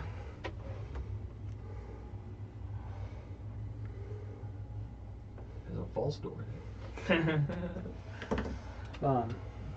Sweet. Looks like there's a door behind the door. But you're seeing the lights kind of reflecting as it looks like there's these like double mirrors that are facing in throughout the area.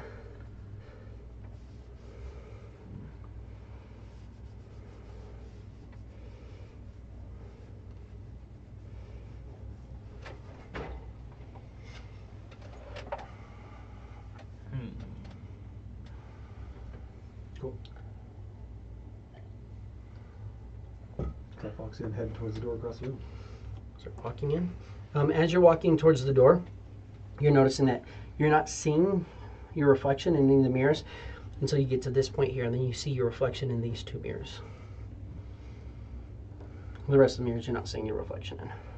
I'll walk in. You're noticing you're seeing your reflection in these mirrors here.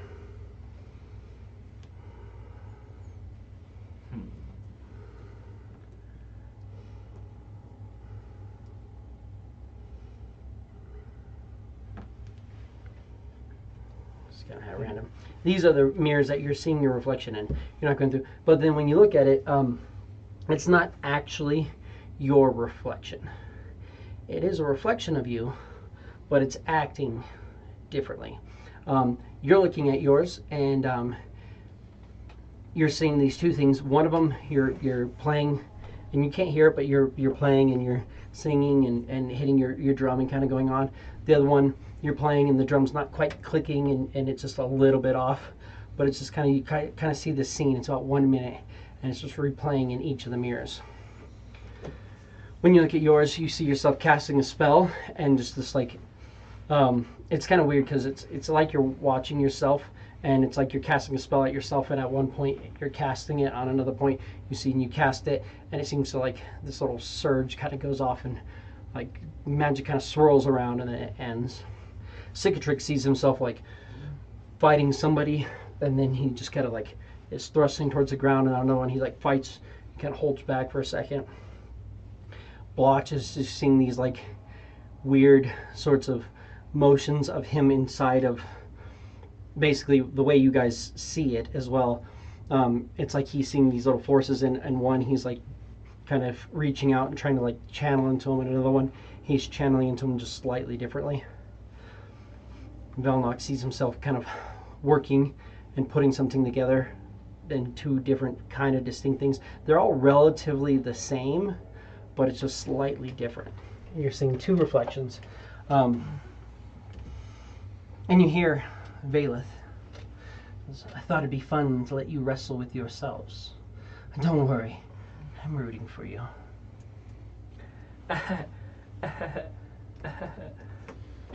Glad that one was almost as good as one of yours.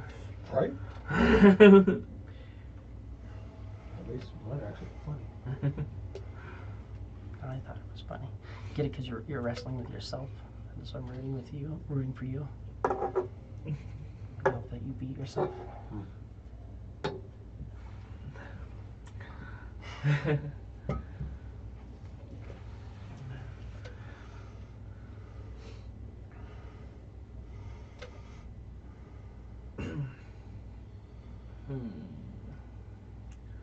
What do you guys think? I don't know. Walk up and open the goddamn door. There's no sort of handle on the door, no sort of mechanism.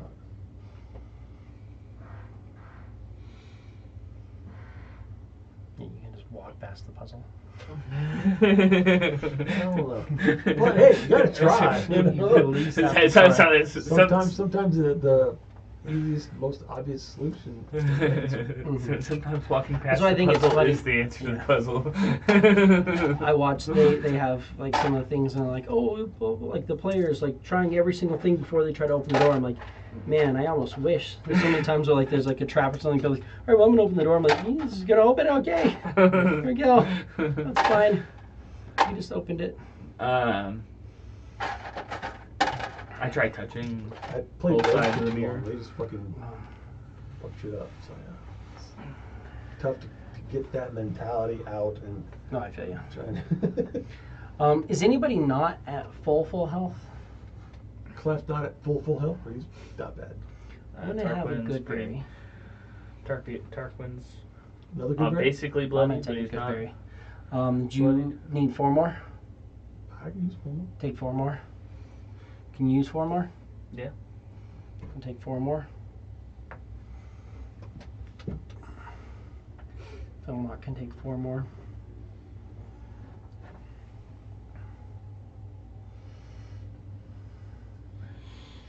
Velnox's like, we can figure this out, but I feel like it's not pressing right now. If we wanted to take a little bit of a rest here, think about it. I don't mind taking a think long we really ought to. or a short rest. Yeah. You guys can take a short rest.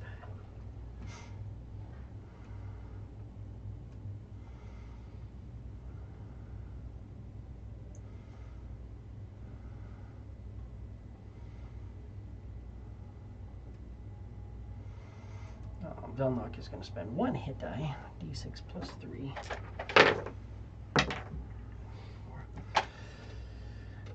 Top himself off. 7, heals him up all the way. Blotch is going to take a short rest. I get one of these back.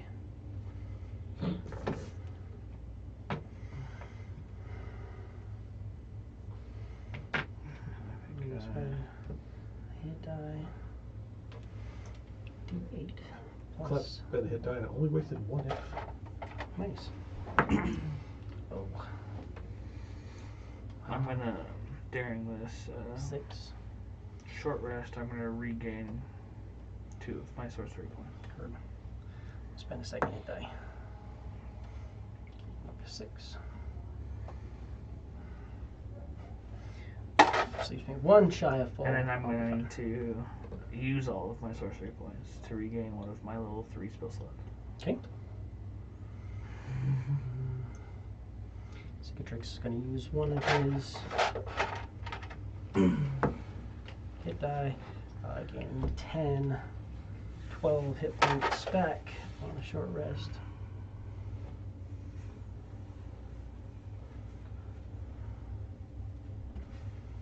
Healing up just a little bit, not quite full, but close enough.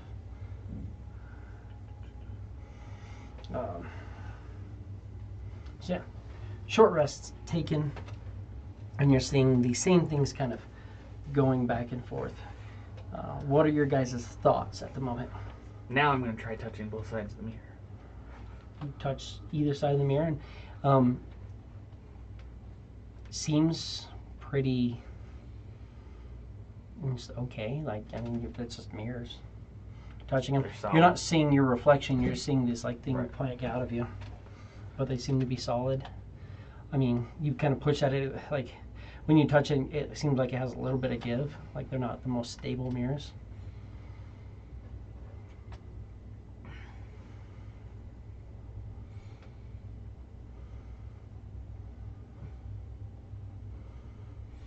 Clef, you said yours was you playing a song. Maybe you should play a song. Try to copy. Sure. Velnock looks, not Velnock. Hey, you're good. You're good. Sorry. Go ahead. So you want to play a song? Yep.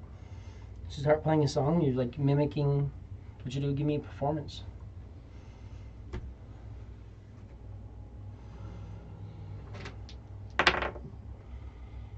22. Yeah, you mimic the song perfectly. And you're going through and you're playing one and you're like, yeah. You look at the other one and you kind of like miss but you're like kind of half kicking the bass drum, your little like kick drum, and you can match it perfectly. Nothing seems to happen.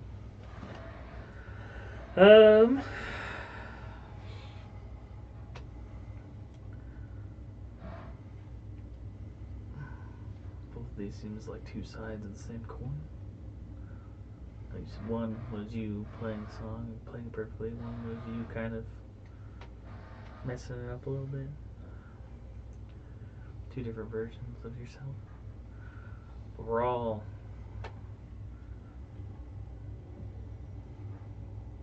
different. I mean, they all seem like different possibilities of things that could happen. Give me an insight. 23. As you're kind of doing your insight, you're like, or as you're kind of mimicking it, you mimic on, you're like, okay, yeah, I'm playing this is fine. And then the other one that's like kind of a little bit off, you're doing that, and like the when you're trying to like mimic it, you almost remember. It feels familiar, like your kick drum like not working very well. There's that one time in Jaren Hell where you just did not have a very good night. Your kick drum kept kind of jamming up on you, like it just wouldn't sit right on the stage for some reason. And it kind of feels familiar. So the one where you're messing up, it almost feels like you've messed up that way before. But then you're like, yeah, I probably played this song perfectly. Like, it's one of your songs. Like, I probably played it perfectly 100 times, but I don't know for sure. But the mess up, you're like, I almost remember that.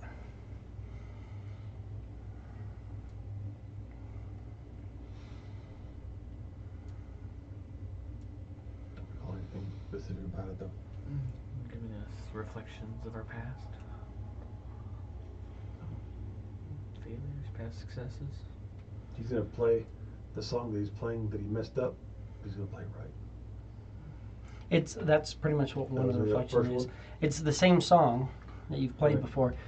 But yeah, when you played it right, you're like, okay, yeah, this is my song. When you're doing the other one and you're like trying to like catch something, you're like, oh yeah, I remember like the freaking bass drum was just not, or the kick drum was just not wanting to freaking kick right, and it kept throwing you off, and your tempo got off, and you're like, Like I remember that because it was that night in Jernhell when you were trying to make some money and you're like, felt like the second you messed up, suddenly like you're playing and like 2 or 3 people are watching you, a couple people are tossing a coin or two, and as soon as you mess up, it's like every eye in that building shot towards you. You just remember that feeling on you. You almost even have that look of like the color kind of draining from your face as like the base is like hitting right.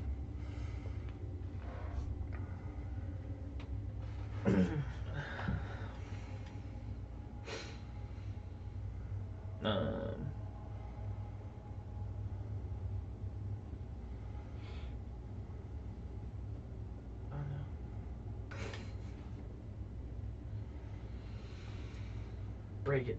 Break the mirror. Break it all. Chaos. That's a secret thing. Should I break a mirror? I don't know. Do I break the one where I hold back, or do I break the one where I don't hold back?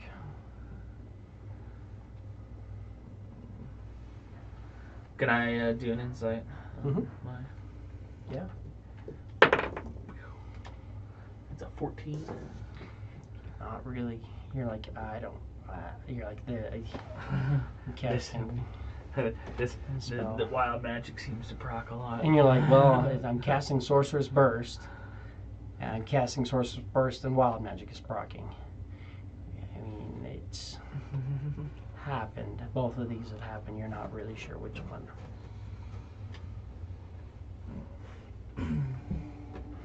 Blotch will kind of like touch one of the mirrors and go, this never happened. It's like, because if I would have done this, I would have been in pain. This mirror never happened. This one did. Yeah, I'm starting to think that only one of these is showing a reflection of something that's the truth. This never happened. Like for yours, you said that This did. For yours as well. This did happen. And you're not 100% sure on the other one. But you don't recognize, but you're 100% sure that that did happen. You're unsure if that happened. Cicatrix, do you remember? It's like I remember lately that you've been not as aggressive sometimes. I can't see what I'm fighting, so I don't know if I held back or not. Cicatrix gave me an insight. It's his insight. +1. Here we go. It's a 19. 19. This one. Blood splatters on my face, but I hold back. It's never happened. I just know that because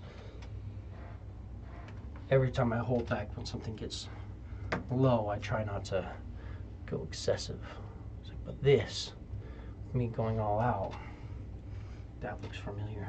I remember that. The way the blood splattered got in my eyes. I remember that happening.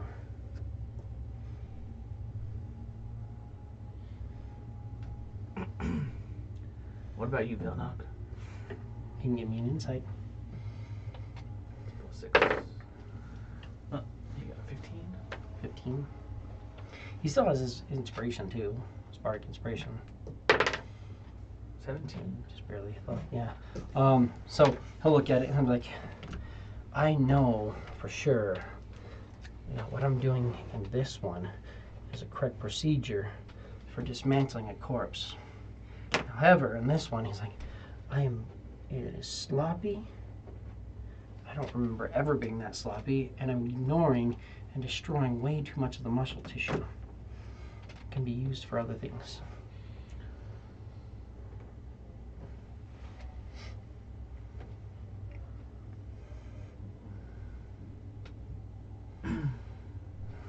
Do you want me to break the mirror? He holds up his axe. Because I want to break one of these. It could be painful, but I don't see anything else. Break the one that didn't happen. So do I break the reality, or do I break the fake? Break the fake one. Break the fake one.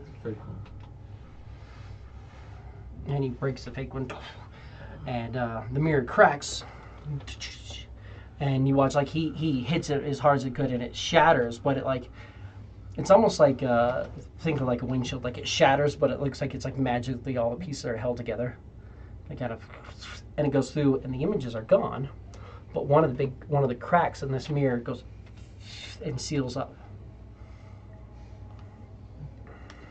Everyone break the one that didn't. That's not true. As Tarquin's still like. You're saying there's 4 more, or well, some of the cracks started to go through about maybe about 20% of the cracking has sealed up at this point. Which is like I don't have anything to break a mirror. I got it. Just tell me which one to break. Does it work if when Cicatrix kind of goes over the mirrors, kind of like the illusion kind of fade, or the images kind of fade away? I think I have to do it. Can someone loan me a weapon of sorts? I'm guessing Cicatrix will give. You can have them. Let's see what he's got. Like a hand axe or something. Yeah, hand him a hand axe. I'll hand him the silvered hand axe. Watchful. Shatter the one that didn't happen. And you notice that the mirror again, the shatters and goes through, and then the illusion or the images are gone, and now the door is even more sealed. It seems like destroying the ones that haven't happened are doing that. Vilnok just daggers out. The door seals up more. So does that to his mirror?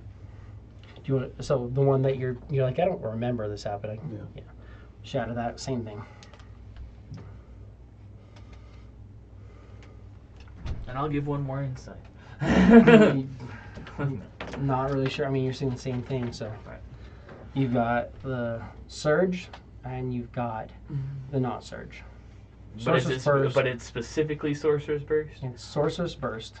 Then I'm gonna break the one where the surge is happening. The surge is happening. Yeah. Okay.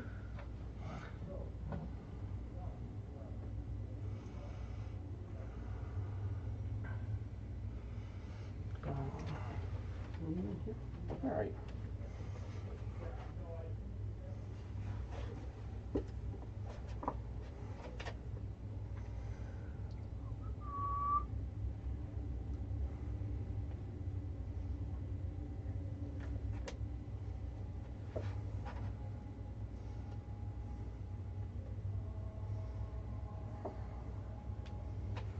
But you could be tripping here.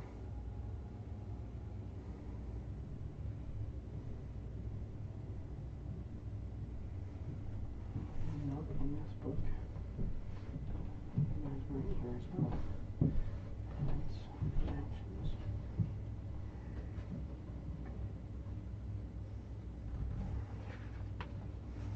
Are they in the DMG? Am I reading it incorrectly?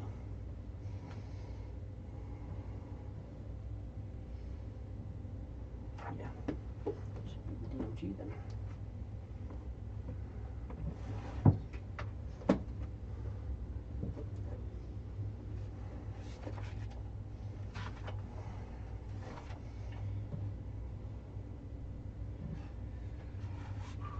Where am I?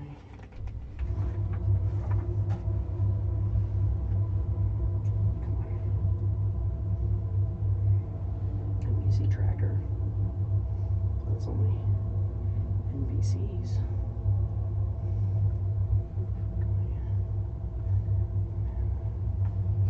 Well, I guess I can do it this way. Look at the encounter. Because that's not right. Yeah. But, good attempt.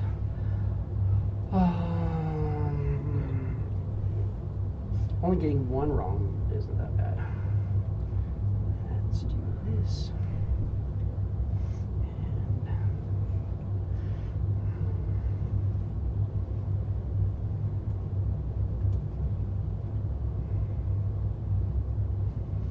And these characters we need world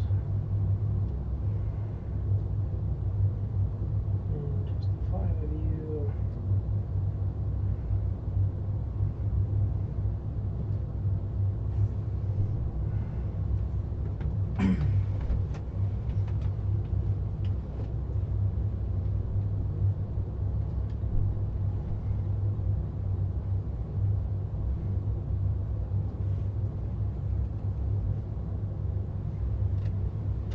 Is that not right?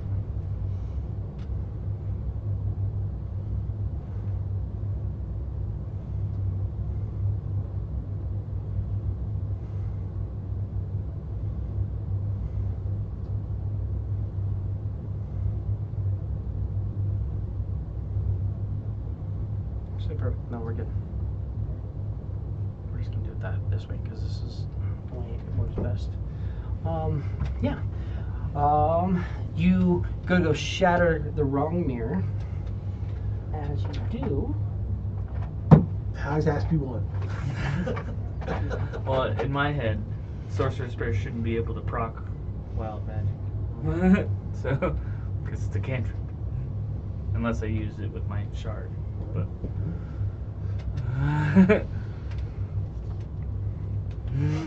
or if you were in a wild magic search and everything was proccing. Wow. But that happens, and I need initiative. Uh-oh.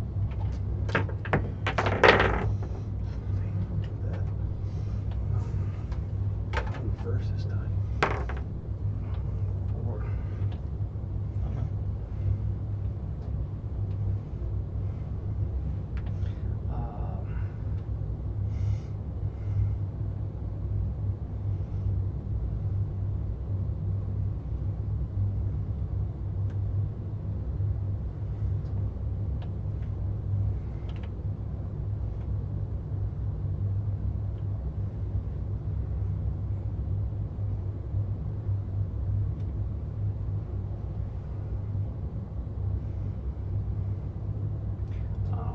watch, I roll 4, so I'm going to 4 clef.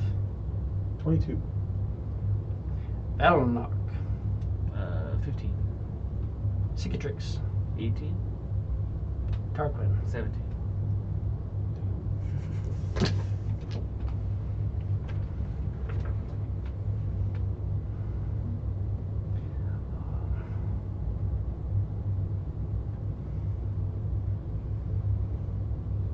Tarquin 42.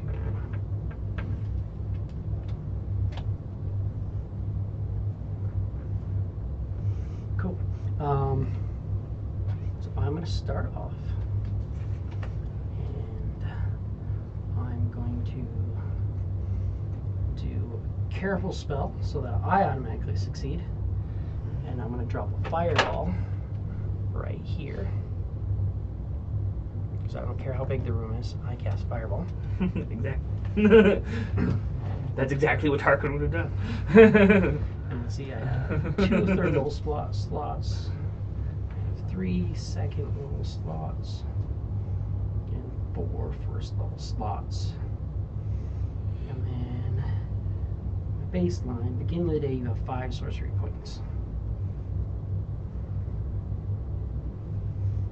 And careful spell is how many sorcery points? 1. 1. So one of those is gone. And one of my third level spells is gone. And I need everybody other than me to make a dexterity saving throw.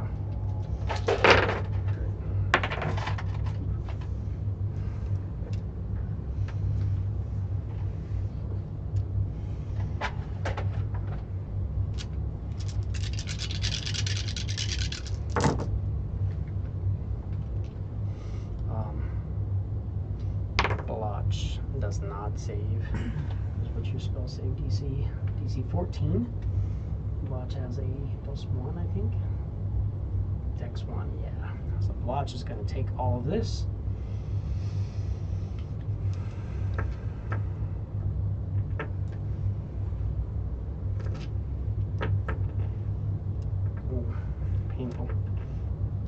But going down. Clef, what'd you get? 22. 22. You save for half. Cicatrix, You got an 18? so he saves for half. Tarquin, 11. you did not save for half. Velnock, 15. you save for half. And Vlog's failed, so if you save for half, you take. Sorry, if you did not save, you're going to take 29 damage. And if you did save, 14. you take 14. So Velnock takes 14.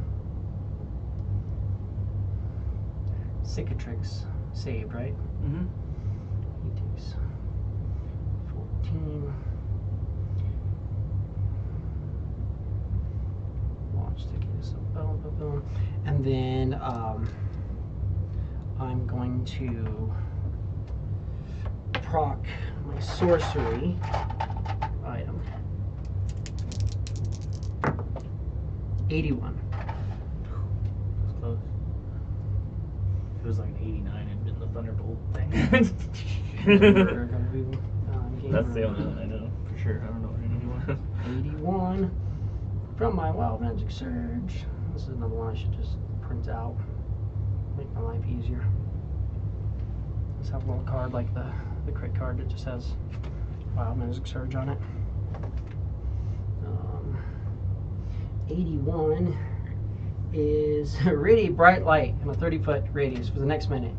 And a creature that ends within 5 feet of you is blinded until the end of your next turn. I'm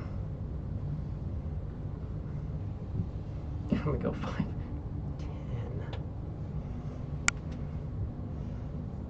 A creature that ends the turn, but he still is like, yeah, I'm gonna get right next to you guys. So that was me. Which brings us to Clef. You were up. So that dude's fucking bright as fuck? He is glowing super, super bright, yes. You've seen this kind of happen before when he does his wild magic procs, where he Just glows. That's Just not glows. Tarquin, though, is it? looks just like Tarquin. Looks exactly like Tarquin.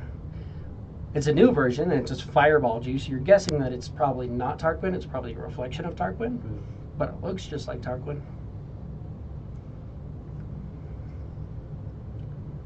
Damn it.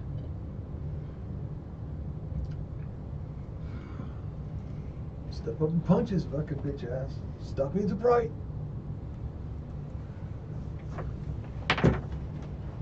He has a sword out as well. 18? Is that a free action to give myself advantage? The Tide to Chaos. Yeah, as long as you just say that you Yeah, you so- just any D20 test. Yeah, so I'll have advantage on my next D20 test as well. 18? 18. 18 is a hit. Because I'm an easy 11.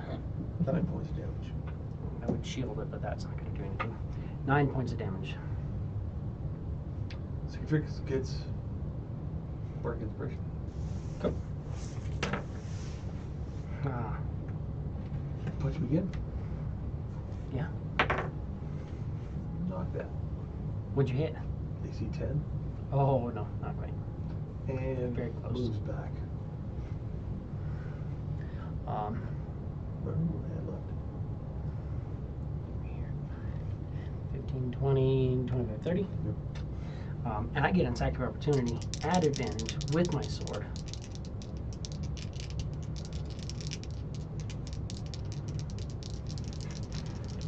+7 because I'm really good with my short sword. It's an AC 10 because I rolled 2 3s. Some things are accurate. Slashes at you with the sword. Cicatrix is up. We did a short rest, so he's not raging anymore. He only has one of those left. Or does he get any back after a short rest? I think they're just per day. Let's see. Hold on. for 3 times per long rest. And regain 1 expended use when you short rest. So yeah, so he has 2 still right now. But can you only do that once per day? No, it's just whenever you short rests. it says and regain 1 expended use when you finish a short rest. So he has 2 rests or 2 rages right now. Okay. That's why he. That's why I was thinking. That's why I asked Before if it he was had only once a day or something. Twice. Yeah. So he can rage. He rages. Still have 1 rage left. And he's gonna chop Tarquin, fake Tarquin. Actually, he's gonna chop both Tarquins in half. I was like, we'll just be better off. And he'll reckless. That's a 13 plus whatever. Plus 9, so 21. That's definitely hits your 11. And you can't even do anything about it because. It's a D12 and then 2 D6s for frenzy, right? I'm just gonna re-roll that. Might as well. Shit. So 3. 3, 9, 11 plus 8. He's raging, so it's 9, 10, or 10. Sorry, plus 10. So 21. 21 damage. That sounds about right. Good junk into Darkwing. And then he'll attack again, because he has 2 attacks. Mm-hmm. That's 9 plus 9, so 18. Mm-hmm. And it's just a D12, right? Mm-hmm. For 5 plus 10. 15. If you're following the math, that is enough to kill you.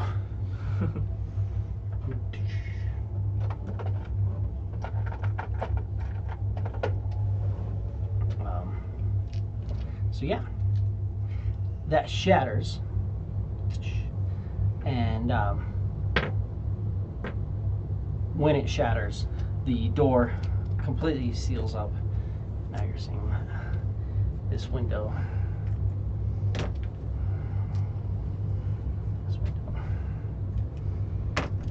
This mirror is broken now as well.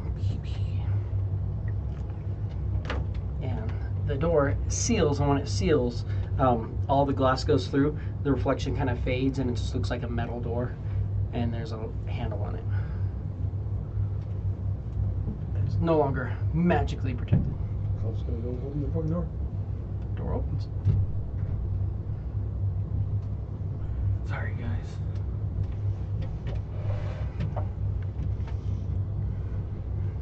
Wild magic procs and doesn't proc all the time.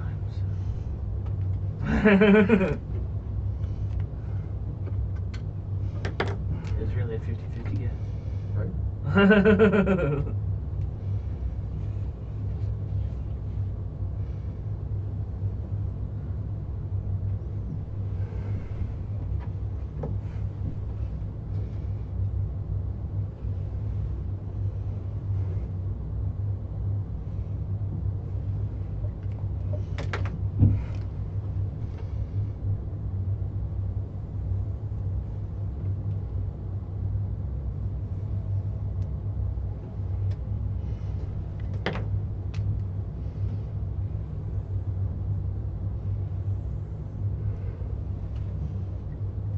Disappear. Yeah, check life. Perfect. You open the door. When you open the door, did you step through at all? So you step through, there's a cliff, and it just falls off, and before you is No, this that's Clef. clef. What? Clef before cliff. Clef's at a cliff, yes. Sorry, I tried to have some Contemplating sort of... Clef contemplates a cliff. And then there's just a long rope bridge that goes to another to the other side. Looks like it's about difference. 200. Looks like it's about a 200-foot bridge, and you're standing on the edge of this chasm. You're looking down, and it just disappears. You can't see below you. But as soon as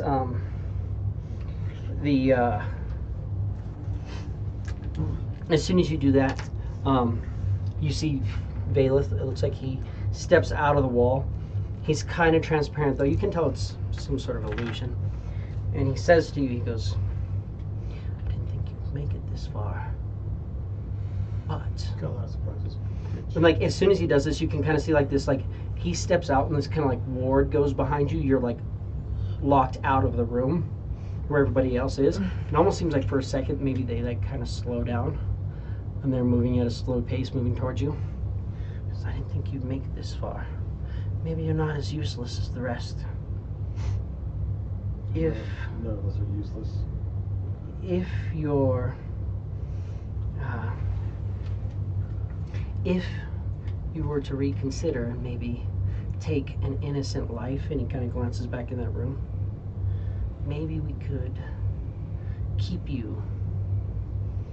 But I don't know if this bridge would hold up very well if someone were to walk out on it. Slight dagger. He's like a slight dagger, and he kind of looks at your dagger of slight dagger cut right there, and this bridge would fall over. Somebody may plummet to their death. And then he kind of fades into the wall, and then kind of goes back to normal. Tarkin walks in.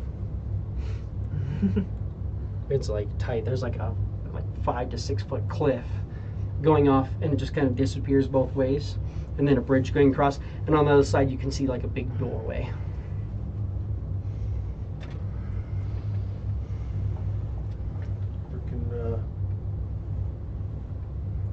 You see little sparks kind of flickering off in the distance too. Like there's a little bit of light, but there's some sort of sparking way off in the distance. So, do you think we just have to go across this bridge? It's way too easy, but I don't think we can all go at once. I wouldn't trust it.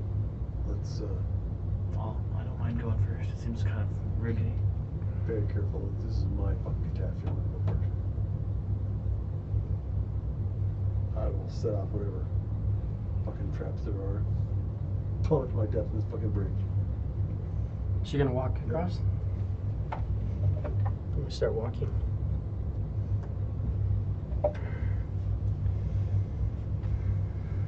You just kind of hear in your head, so is that a no? That's a hell no.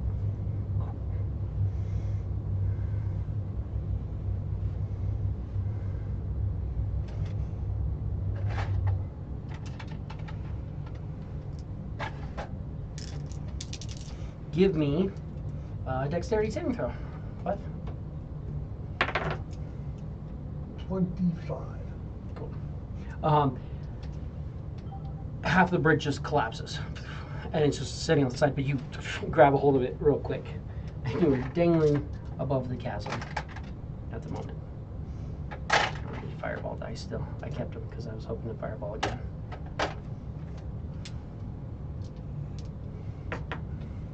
You're just kind of dangling on the edge of this thing.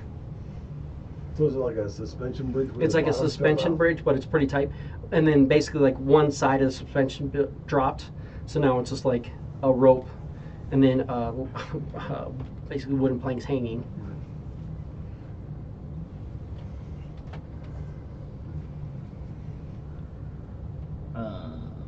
As an action, I'm going to send my broom of flying over for Clef. You kind of pull your broom flying, and it just drops to the ground. Well, it's Clef. He's the old-fashioned way. Continues to. Give me an Arcana. 15. Yeah, you're like 14. you're thinking this might be something like the Earthbind spell, or something like that, in this cavern. So, Clef, gonna get up on the edge of the walkway that's like hanging down now, Mm-hmm. and go between the ropes and just kind of You just kind of like work your way. around. That's easy enough. Give me an acrobatics or an athletics, whichever is better. Acrobatics will take up. Mhm. 18. 18. You can get across the bridge well enough. We're going to call across the bridge over here. I'll already tie my broom to the bag. I'll start making my way across. Okay.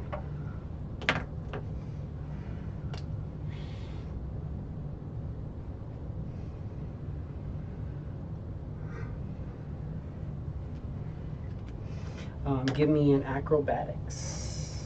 Can I do an athlete? If you want to do an athletics instead of Nat 20, 24, let's go. it's actually 2025. So the DC is 25. So that's a fail. No. Yeah, you can get across easily enough.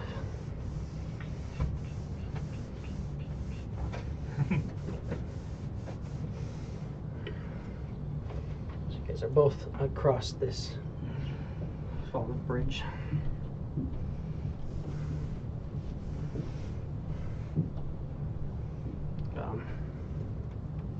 Let's go next. Cicatrix is still raging, probably just gonna athletics across. Just gotta grab zone and starts climbing across. See if you can. Do you want to drop Cicatrix while Alex isn't here? It's DC 15. Acrobatics plus 8, so 17. 17. So he makes it across. Probably does better than athletics. Now I have Velnok, Yeah, he has who has advantage on a 0 athletics. athletics and a 2 acrobatics. Yeah. You said acrobatics. Oh, I'm sorry. Oh, Athletics. Athletics 17. athletics 17. Yeah. Sorry. It Same. was. Velnok? So you want or do you want Blotch or Velnok to go across first? Let's do Blotch. Come on, Blotch. Let's go Blotch. So should I do my? I have advantage on both. Should I do my plus 0 acrobatics or my plus 0 athletics? So you're. You know, Clef's gonna go for do the acrobatics. The plus 0 acrobatics. Guidance. But with Guidance acrobatics. And I do. advantage. And well, yeah, I have advantage on both. I don't know why. When the hell did I do that? Oh. No. You don't have advantage. I have advantage to escape grapple because I'm an ooze, but not just always. Oh, alright. But I have guidance. Let's go. That's an 8. Blood starts to go across, and you just watch. He's like kind of oozing through, and he just kind of and just starts. How far did he make it? Not very far. He didn't make it very far. You see him start to just fall, and then you don't see him anymore. I jump after him.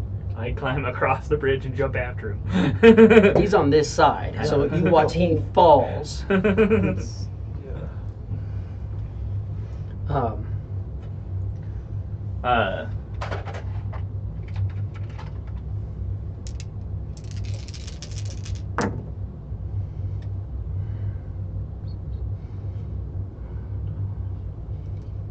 I'm still jumping after him. I jump. I cast Feather Fall on myself. Never catch up to him. You'll never catch up to him on fell. You do your. It's a 200-foot chasm. Right. So you can start to try to jump, but you're not gonna. What's the range on feather fall? Well, it lasts for a minute, so Right, we'll take longer right, than and then yeah. a minute to get all the way to Well, the what's bottom. the I just range want to on- get to the bottom where Blotch is.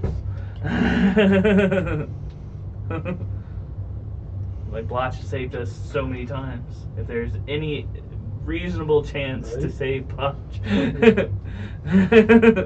So you run and you jump off the edge. Just jump and cast Featherfall, which won't activate till you get near the ground. At a minute, if the ground's within a minute. You don't see the ground. Yeah. So Well, I'm just gonna fall, and then as soon as I start seeing the ground, I'll take my reaction to cast Featherfall on myself.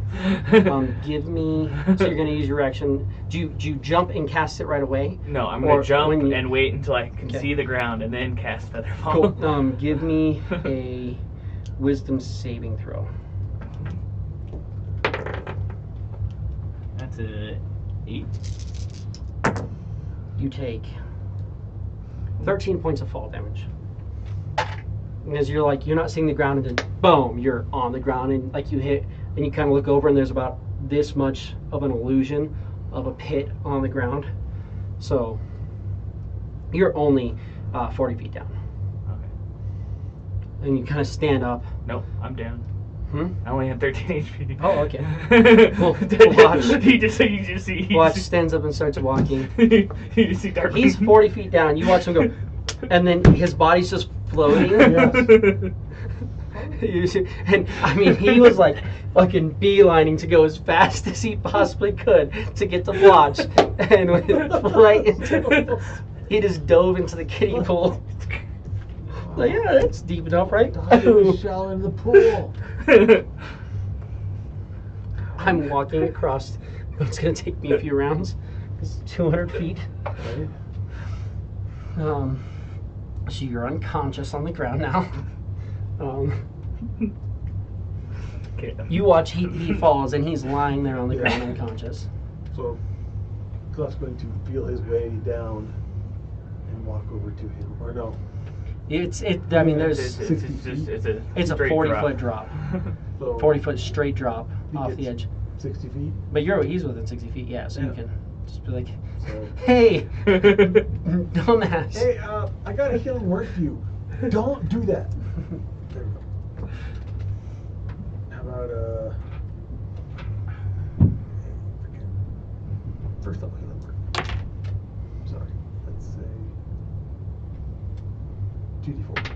Right at 13. That and that. 5 and 4. 9 hit points to you. Ow. You have 9 hit points, and you kind of come up.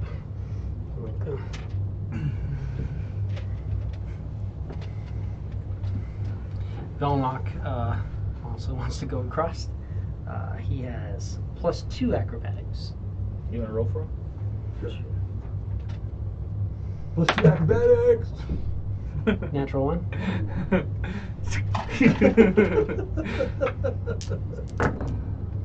Velnock takes 12 points of fall damage. Still up, but not. Don't worry, it's not that far down, Splat. Yeah, see? It's not that far down. You guys all get over here, but some of you are on the ground.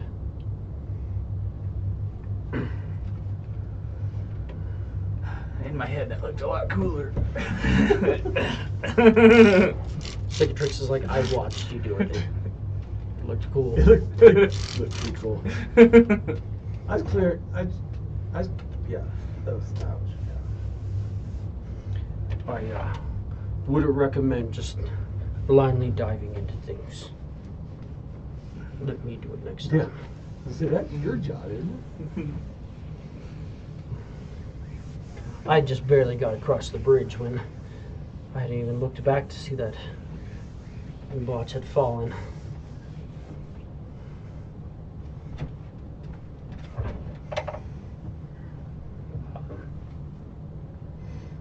Velmock's like, no help? Anybody? Anything? Ideas? You guys have some rope? Pull us up Cicatrix is one like, side. there's plenty of rope over here. Cicatrix will walk out about I don't think I've replaced my rope since I fucking lost it. About 40, 45. he moves out at about 30 feet out. And then the rope is he's got the one thing he like climbs out to the edge there, and then cuts the bottom part of the rope, and it's kind of just dangling. It's barely holding on with the other part of the rope, and then he'll take his axe and kind of like hook it onto it a little bit, and then he jumps and tries to pull at it. Somebody give me an attack roll for him. If he breaks it the first time, or he has a good chance of fucking up. It's an 18 plus Yeah, 9. he manages to he jumps, gets over the side, and the rope bridge just kind of collapses. It's dangling poorly. You gotta grab part of it, and you can kind of retie it on one side, so now it's kind of a rope ladder-ish. So it's not too hard. That's a DC 10 to make it up.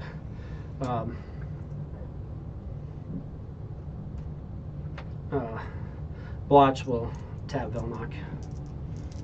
It's athletics, but he has guidance now. And he gets up. Velnock gets to the top. Let's go. You have guidance as well. It's plus D4. That's 13. Make it up.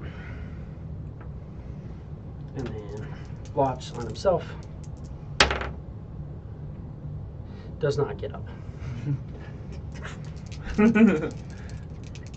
You got this, Blotch.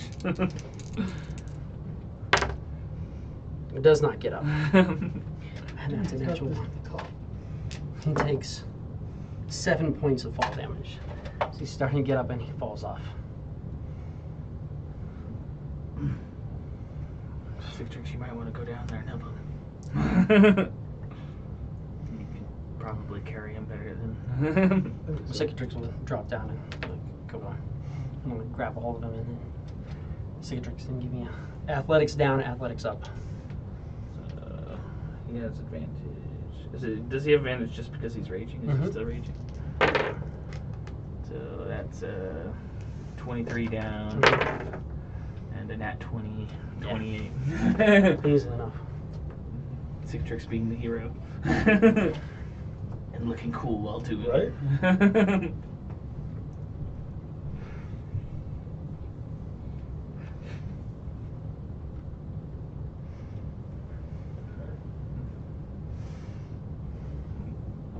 Now I can just picture in my head as Tarklin. Yeah.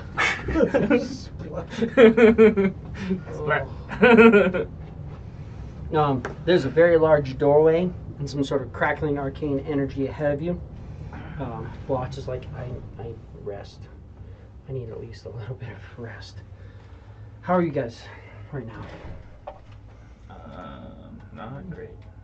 Not quite bloodied, but still rest is a good idea. First, is anybody bloodied other than me? Yes. Or Velnock is as well. So Blotch is going to one of these, boom. And that gives me 25 hit points. So 32 is 16, so 10 to Velnock. How many hit points I would need to get you to bloodied I would value? need 12. 12. Or 13. No, 12. Because 21 is half 42. 12. Yes, 12. So you get 12. That leaves me with 3. And then,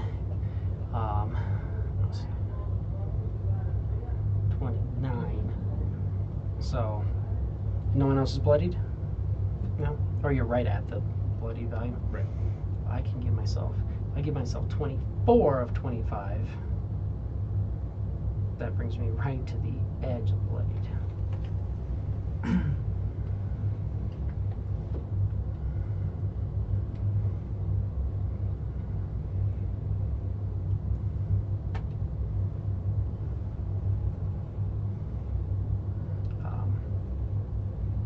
And Blotch just kind of like goes over and just like he radiates out.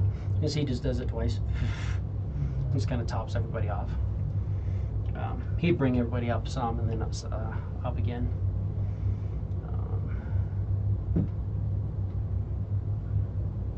Then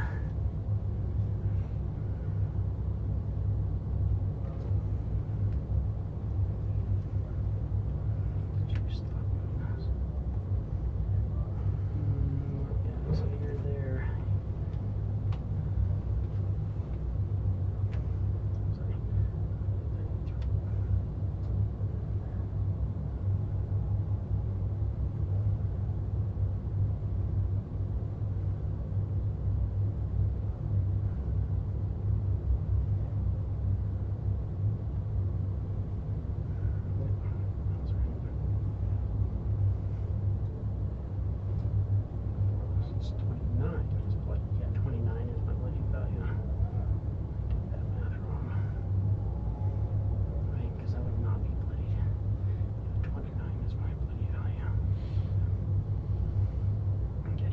either way.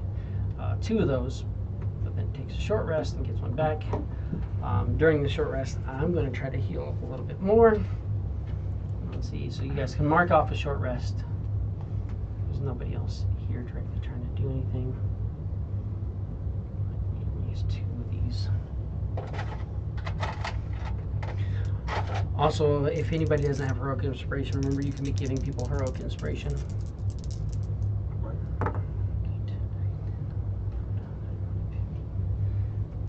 Does Cicatrix still need it? Does he have it? It doesn't show that he has it. One for Cicatrix, one for you.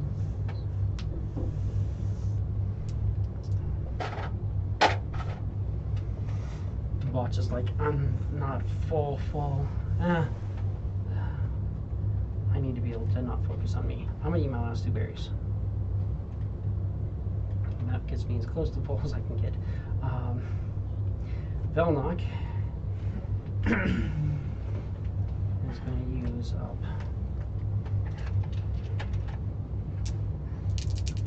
this hit dice probably. Let's see what we're going to get. +3, so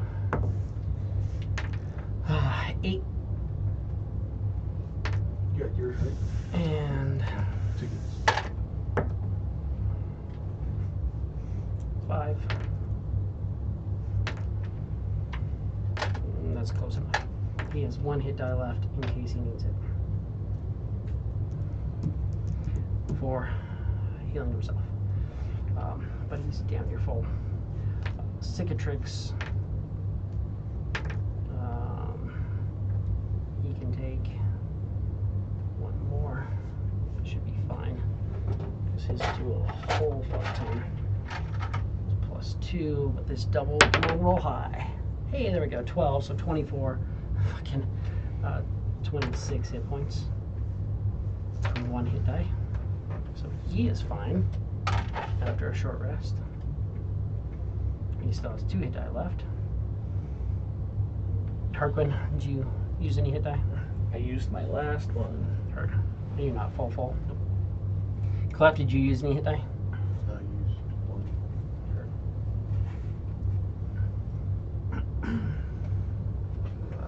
Check see what we got.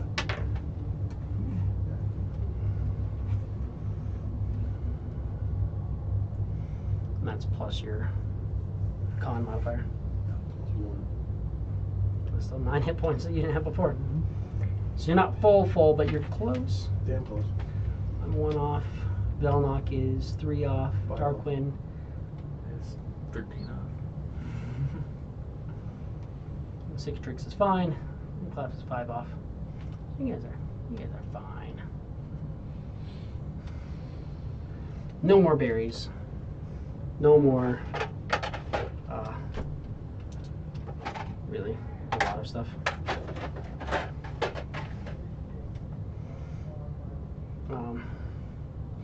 Flops lets you know, he's like, he gets 1 of those back. He's like, when we're all really messed up, I can bring us back. So I'll probably focus on stabilizing. Aside from that, I have 1 charge of my armor and a couple spell slots. I think we should be fine, as long as we're smart about it.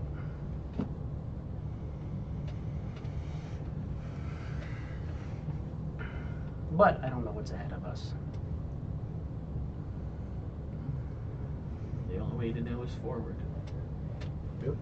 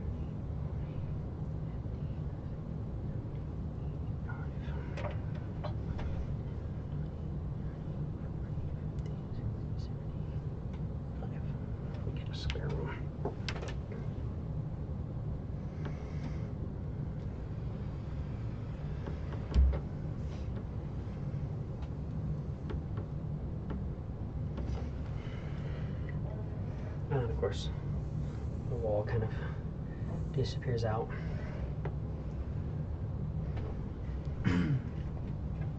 While you're resting, Cicatrix walks over just a little bit and like finds a wall. There's actually 25 more feet past that, and there's a wall going on both sides.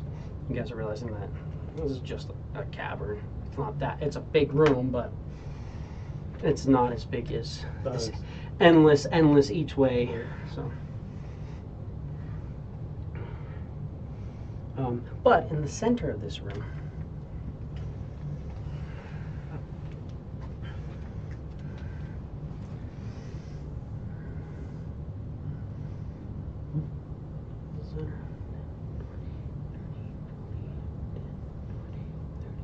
yes, this is the center.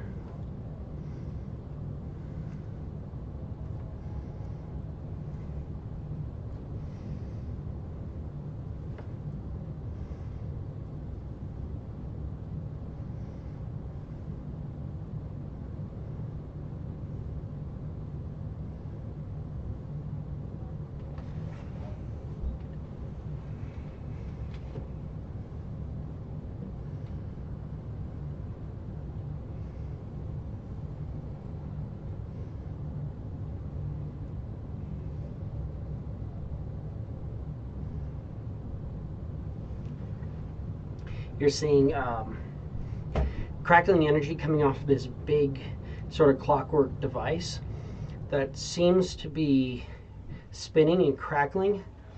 Is it flat or is it a ball? It's 30 foot tall, and it's almost like a 30 foot tall cylinder. Yeah. Is it the same size as it? Yeah. Just about that tall. Or, well, it's just a cylinder about that size.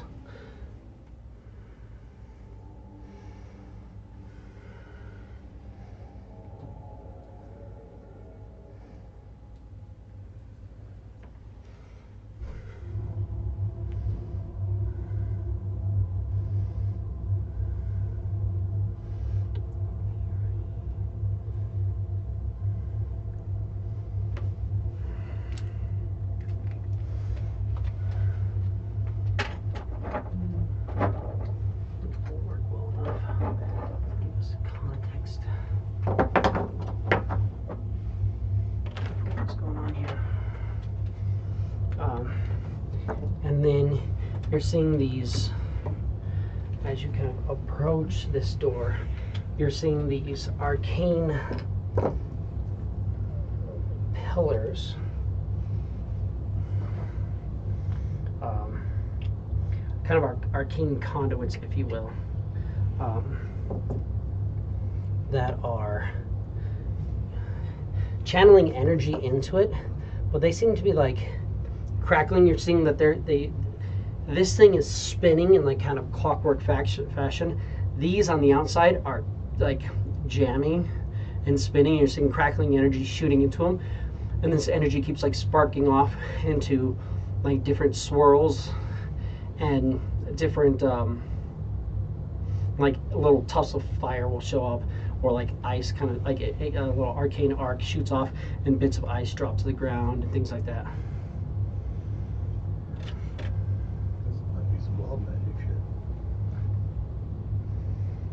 Give me an Arcana. I'll stay out here. It fucking looks. Is it right if Velnok gives an Arcana? No, I want it from you. That's a 20. Dirty 20. Yeah, you're definitely recognizing that there's some sort of wild magic corruption or something happening to this arcane machine. And that's going on.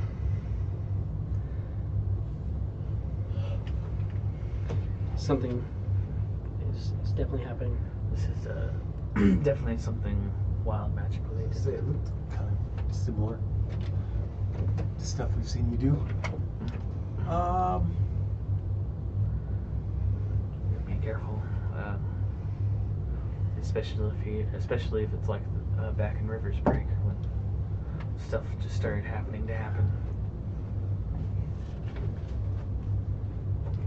Do you want anything? Yeah, can I get another Mountain Dew, please? Yeah.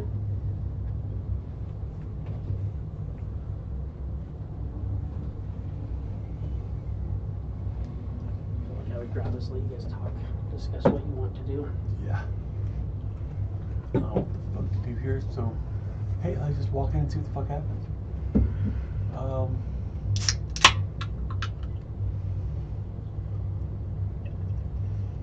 Walk up to the center pillar. I'm trying to see what the hell is going on inside of it. You can give me an Arcana as well. Arcana? Mm-hmm.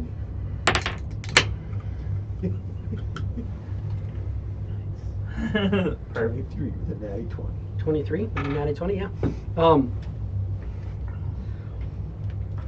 From what you can see, and you're looking at like the walls have like pictures of like maps drawn that you recognize immediately as a Solarian Empire, but it doesn't have like the normal like King's Road and stuff like that. It has these like blue pathways like going through, and a bunch of them are converging at Solaris.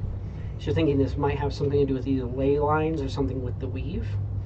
You're thinking that this machine might be trying to harness energies of the weave to create some sort of power.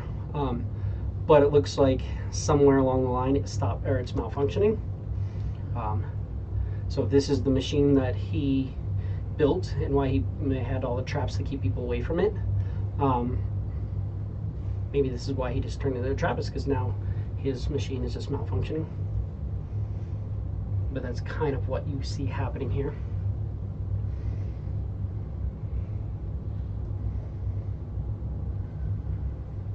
Hold on for a second. Use the restroom real fast before we get into this more.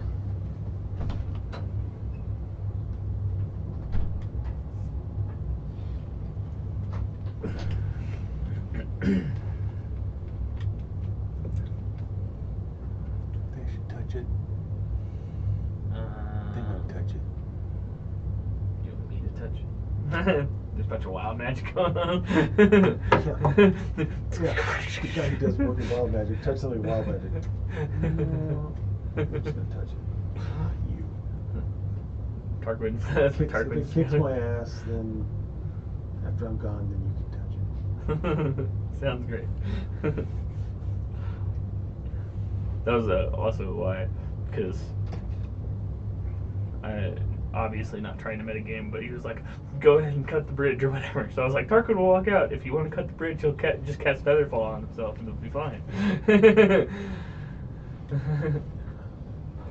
I knew that wasn't how you were going to play it, because that's just how you haven't been playing Clef, or with these guys anyway. But I was like, I'll at least offer the option to go out. But I think the way it ended up was a lot more funny. Blotch, no! Dude.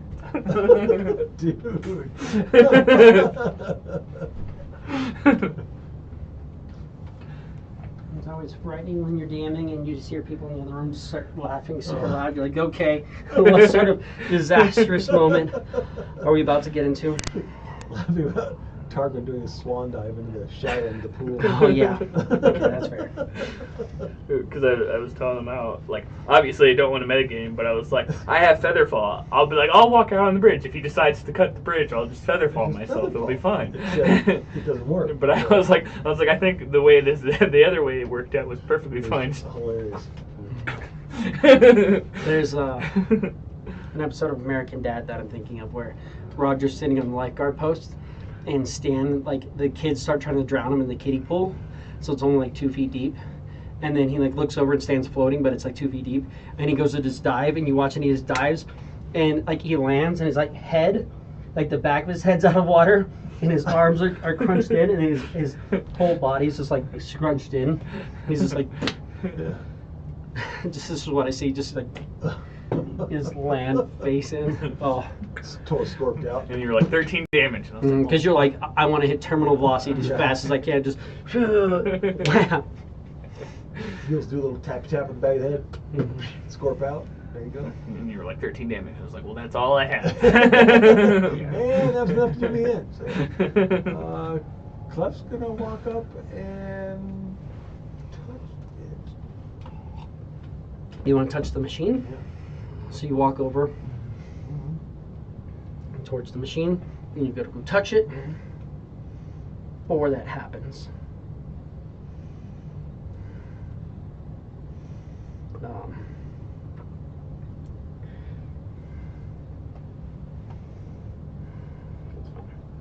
It's gonna be 20. Because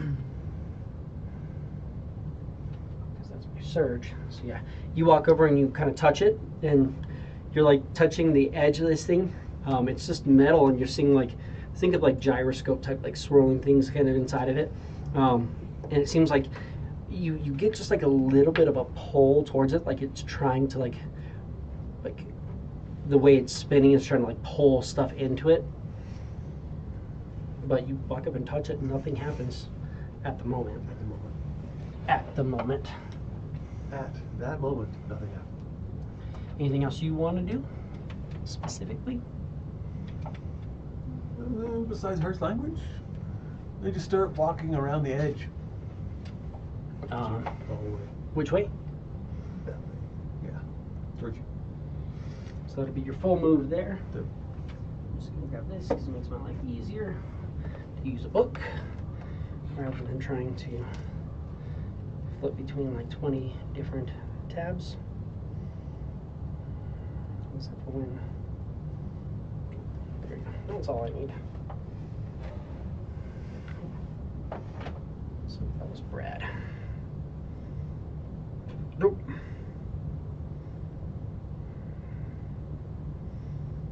Just wanted to make sure it was an anonymous.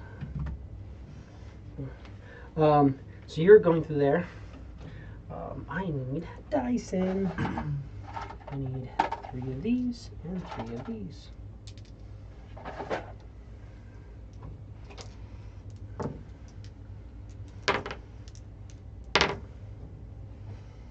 Interesting.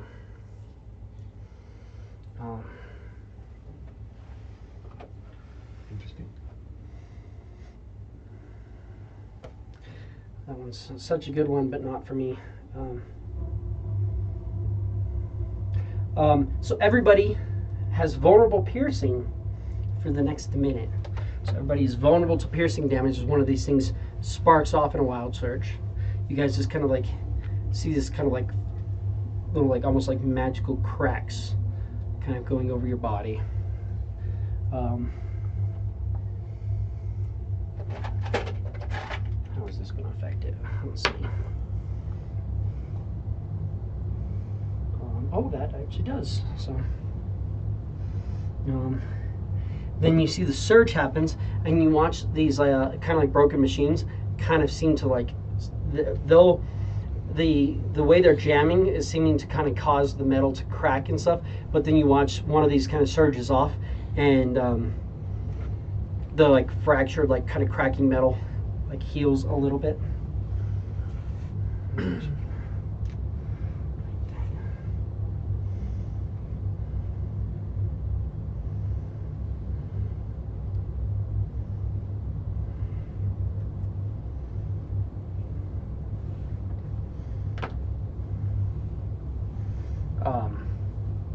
And then, so that happens, and then Biddy 4, and that's going to be another surge. So this is going to work for it. Cool. That's not going to affect anything. But that happens. So you're seeing these things are surging off with wild magic as you enter the room. It seems to kind of be picking up and sparking off. Cicatrix. What cicatrix do? These are the questions. WWCD. Alex, what would you do? Nope, you're not here. He's not here. Son of a bee. I have live chat open. If you were live chatting, live watching, but I know you're on. Yeah, He's on a cruise. He's having fun. You're having fun. I need you Hey, to make a so death saving we throw, get it. Alex. So No one else roll for him. I need you to make a death saving throw. No roll means it doesn't. Except for he That's automatically it. succeeds, so I guess that's. He gets to call my bluff. Everything's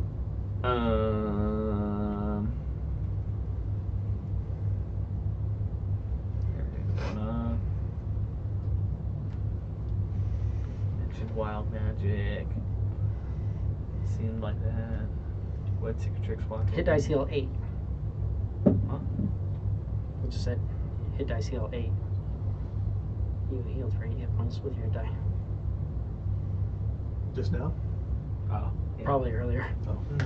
That was You a just little just now told me you hit them. Okay. That's on top of her. Her. My tune. What are we doing, guys? You just What's the plan? What we need to accomplish here. Should I go around the other way? Sure. And he can jump. He can jump 30. 10, 15, 10, 30. Yeah. Somewhere like right here. Mhm. So it's 25. He can go 20 more feet. 10, There's 3 of these things. There's another one behind it. They're all doing the same stuff. I hate this wild magic. Kind of grips his axe. He's like, they're cracked. That means they could be cracked.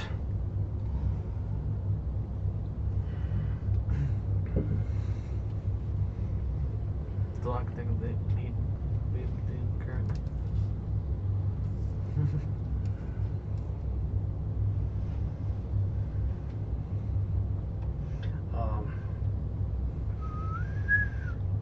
Tarquin, Queen of Tars. The queen of tar. Stand in front of the doorway. No, you're out. I'm not comfortable walking in there. Dude, this is your shit. What are you talking about? Yes, but when I get involved, things just get worse. At this point, maybe that's what we need. Come on, join the party. All right. 20, 25.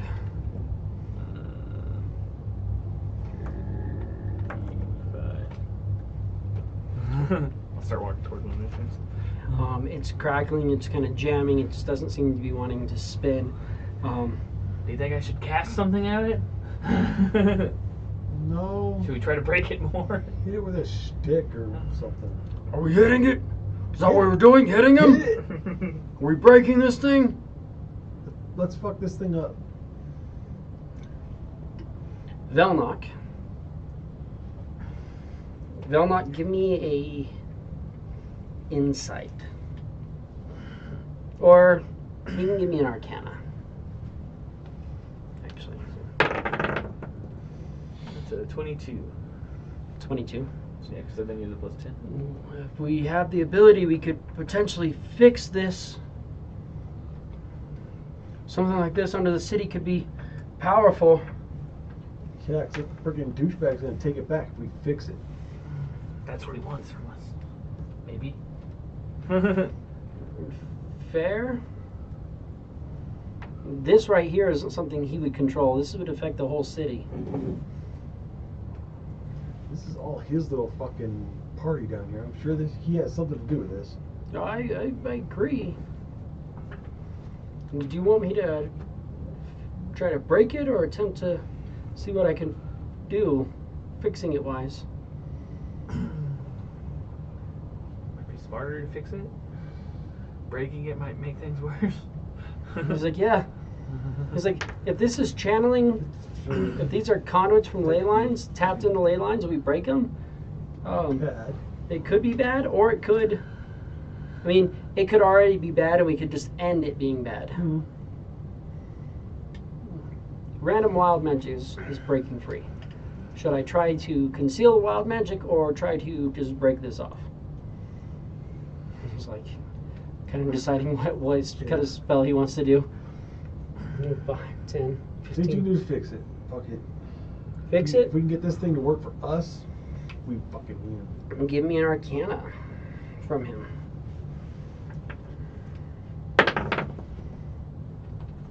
Is that 19? 19. He goes over and he starts kind of like channeling. He like kind of feels like there's the weave is here. He starts kind of channeling some energy into it, and this thing kind of shifts, locks into place, and starts spinning again properly. And as it starts doing that, you see these just like little streams. That crackling energy suddenly just becomes these like light streams of light that are flowing into this machine in the center. Well, that seemed to do something. We can get knock over and work on that other one over there. I was like, you're working on it.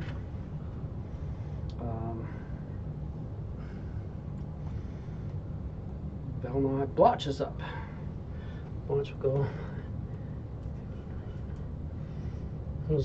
It's kind of a magic item. Yeah. Seems that way. It's broken. Oh, it's broken. It's just not properly aligned. He'll pull out his tinkering tools, and I'm gonna say it's going to be. I'll give him an Arcana check with that.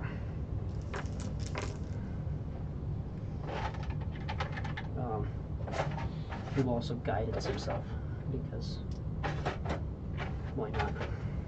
Well, shit, guidance is an action. If I do that, I can't do it this turn. So I'm just gonna try an tinkering tools, an Arcana with the tinker's tools. Yes. That's 23. This one locks over in place and starts to spin, and now you're seeing the swirling energy going from both sides. Oh, I think it's easy enough to fix.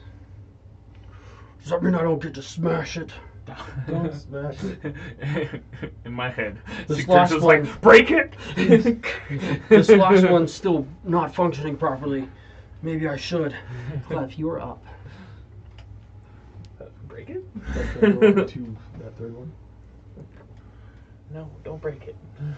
Please? You can get to like right here. Unless you want a bonus action Misty Step. Yeah. Like get to it. And if you want, you can try an Arcana to Hey, fix it. Clef's all about the Arcana. Let's try that. How about a dirty 20? Dirty 20 is gonna do it. I was like, are we really not gonna? We didn't fail on any of our fucking DC 19 checks. Yeah. Oh, and I got to have so much fun if we failed. And we both, all three of us, just rocked it. All these kind of lock into place. You're watching the swirling energy. This thing starts to spin and just starts to kind of pulse with this light as it just kind of seems to be pulling in all these wisps from these big arcane pillars.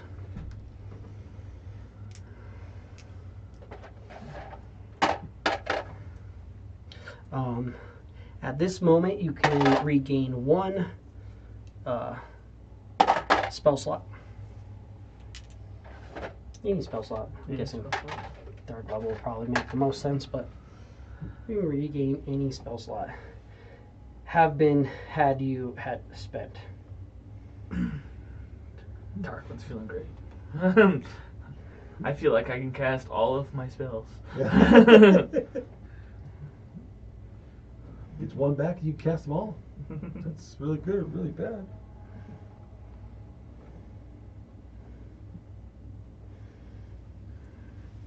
Well, it's like I can heal us better again once we get out of this. And then you hear a voice come over and goes, "Ah, so tragic. That's fine." And you'll notice that a small doorway over on this side opens up. Well, the only way to go is forward.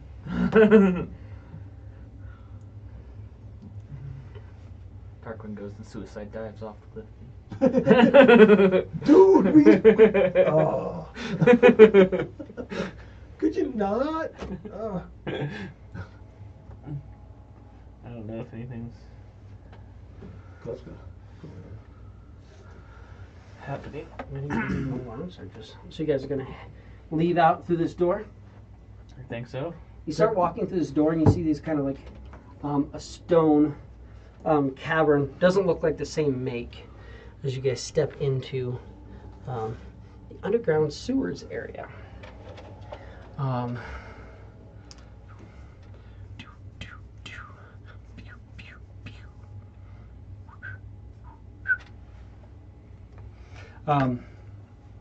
You guys step through and he goes,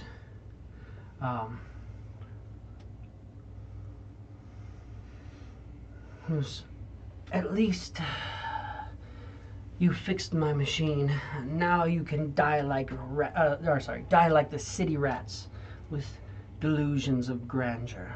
The door slams shut. When the door slams shut, you see it just kind of blends into the wall, and then you start hearing kind of like a rushing water sound. You notice that you are in like a sewer area, and the water seems to be like picking up and starting to fill up this area a little bit faster. So we're just going to do a skill challenge real quick.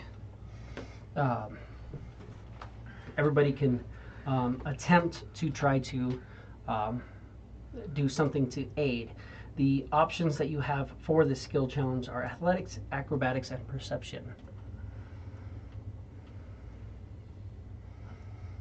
Basically, what you're trying to do is you're trying to use your athletics or acrobatics to navigate through the sewer and guide the party, and perception to kind of see which way you need to go, where the water's coming as we're going through. That's good. So I'm going to have the two of you guys and then me each. We can each roll. Then you guys can just tell me which of them. So you guys are going to pick one from your sheet, and I'll roll one thing from any of the other players who aren't here or blotch. Sounds good. So you can do, one person can do perception, one person can do athletics, one person can do acrobatics. But when someone does one thing, the other person has to choose one of the other. Yeah, you have to do something Right. else. Acrobatics. Go ahead. What do you do? 15. 15. That is a success. Ooh. So you can do athletics or perception. Other people are better at athletics. I'll do perception. Okay. Here we go. 17. That is success. And then, so athletics. Who do you want to do athletics? Blotch, of course. I'm just kidding. Cicatrix? Blotch. 0. Cicatrix. What does he have? He has a plus 8. At this point, technically his rage would be gone because he took a rest. So, see, 18. Of course, plus 8. 26. That is a success. Every time you got to 3 failures before you, if you got to 3 failures, it resets, and you guys lose something randomly. Somebody kind of falls in the water and loses like a pouch or a pack or a weapon or something like that. But no. The dice are on our side for once. Yeah, that's twice. That's true. No failure. No We failure. That literally one- the party just had 6 successes in a row with not one failure. That never happens. I just ruined the whole freaking point of this. Dave's not having any God fun. damn it. Where's all my fun? You guys take no. We each lose 2 that's levels. Got you stupid stuff like Tarquin jumping off the edge of a cliff to cause ourselves damage. But As you guys are 13 feet to do a spectacular swan dive.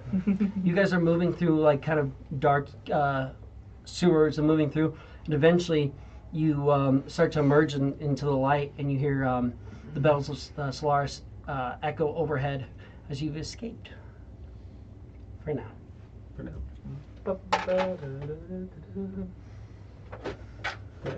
I'm gonna press the attention. And you'll hear in your head,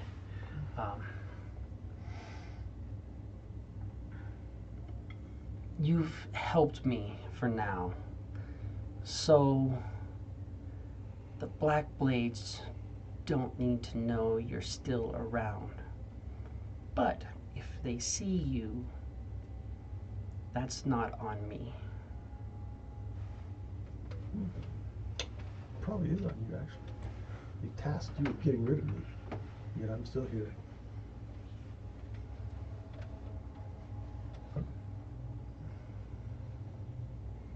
Who are you talking I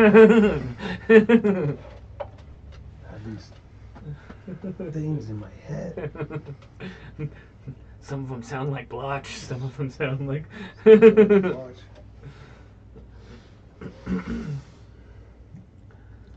So we did like multiple short rests. Is it like midday? A little later than midday? It's pretty late into the day at this point. So we're outside of Solaris? You are in Solaris. You're seeing there's like walkways that go down into the Heretic District, but you're also noticing that with that there's also some places where there's little let outs for like access points for what you're guessing is the sewer. And now you're like looking around, having been in the sewer, you're looking around and like before you just kind of were noticing like you're like, okay, cool. Like there's stairwells and things going down the Heretic District. You're going through now. You're like, okay, some of these are going down in the Heretic District. Some of these are sewer access, so they can get below and you know maintain stuff. Is what you're guessing.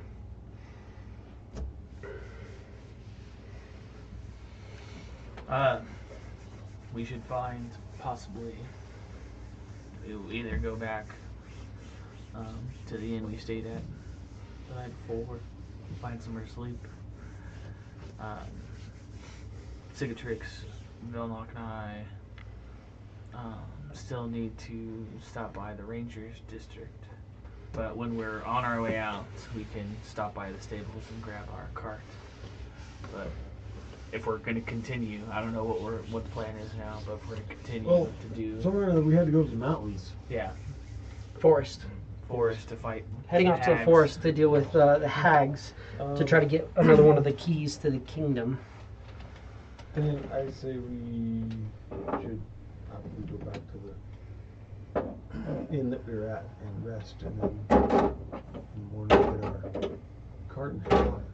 Head to the Rangers District. Velnock, I know, is going to ask some questions to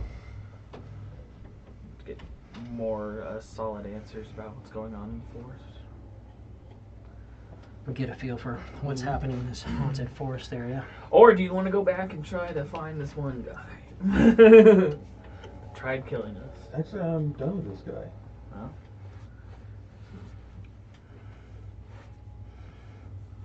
He said he was done with me for a while, so. so you don't think he's gonna try? You don't think he's gonna try to kill us if we I'm sure he stay will. the night in town? Tonight? No, I don't think he will. I Somehow or another, we turned on his fucking machine for him, so he's all happy now. So, I don't know if that's a good thing or a bad thing, but here we are. So, I think we at least have one night piece. I personally think, no offense, but someone who can build stuff like that might not be someone we want to get into a direct conflict with. Well, we already are. So there's that. Well, he sent us off into his thing. You guys are called collateral damage. He sent me out. I apologize for bringing all of you into this catastrophe. Or we're here to help you in any way we can. Always. There's a reason that we came straight to you and we found out. This is not. This isn't really your problem. This has become your problem because of me. If you wish for me to go my separate way, I will. Yes. Deuces. I feel at this point, Gun. Well, I was going to say, I feel at this point you're slightly more amusing than you are annoying. And that's about as much as you're going to get out of me. That's some secret tricks. What about me? What about me? What do me next? Well, I've always hoped I could be more amusing than annoying. So hey, I guess that's a win then, right? Slightly. Like this much. It's still a win. And he starts kind of walking. He looks around and sees the highest tower and starts walking over there. Blotch, can you get us back to the taverns? Yeah, I don't see why not. I live here. To the tavern district. So you guys travel back to the tavern district. Do you remember what the name of the tavern was? I guess I do have it written down somewhere in my notes. Ember's Revelry. Mm-hmm. Guys, travel back to Ember's Revelry. Should be collections, sources, PH. This is a nice day. How the fuck do you make it through all those things and have no fails? I don't know. Like, I'm not sitting here going like, man, I expect you guys to fight with this for at least another 20 minutes. I don't know if you're going to make it through this dungeon tonight. We're just like, all right, guys, we're just going to run through everything. We're just gonna run through everything. I'm not mad. Just, During the sewer part, I chose my least, you chose acrobatics, which was my least, capable thing. Right. And I was like, I could choose athletics, and someone probably has a better perception. I was like, but I'll choose my middle ground one. Yeah.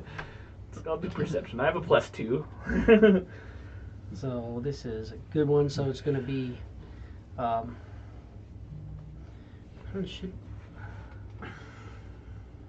should be 2 gold per, 2 gold per night. Stay here for a room.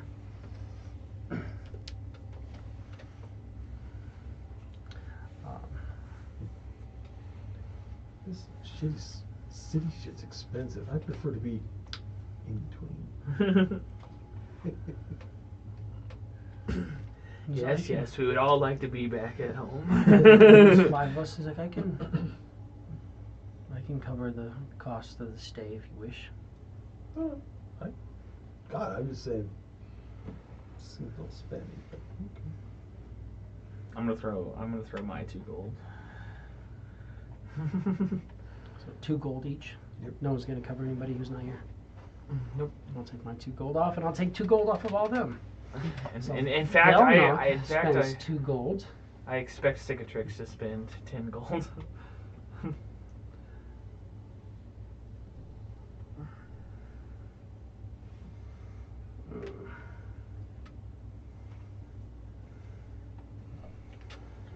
That's a slight problem. Oh well. Cicatrix, what kind of inventory does he have? He's got 47 gold. He's writing down his gold that is elsewhere. Mm-hmm.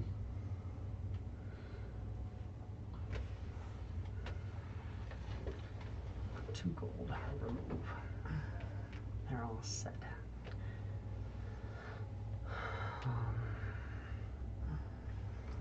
Coins in containers.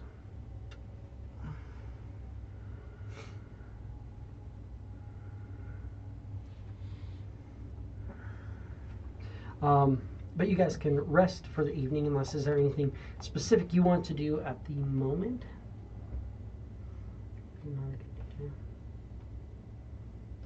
Yes, there is. So we just go down to the tavern and do some freaking plan, because that's what he does. See if I can make up that 2 gold. Right? So you're not going to be able to play at the tavern. The tavern, remember, this is the place that like everybody's playing is like bands with like mountain music. But you could go and walk the streets. Yeah. And kind of do that. So to make money here, you're going to have to blend in with other musicians, and you're going to have to do it well. So I need a performance check on how well you play, and a performance check on how well you play with others. So if you want to give me 2 performance checks, you have advantage on both, right? Yeah. Yes. And this will determine what kind of coinage you can gather. First performance check. That's a natty 20 for a total of 30.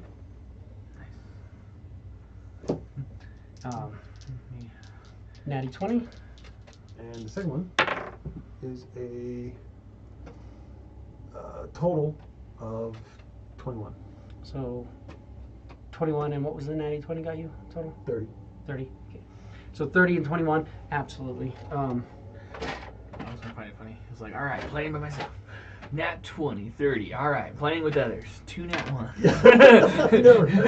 Son of a. The little label does not play well with others. You're gonna get 14 gold total. It's in copper, silver, and gold, but The whole thing. once you round it all together.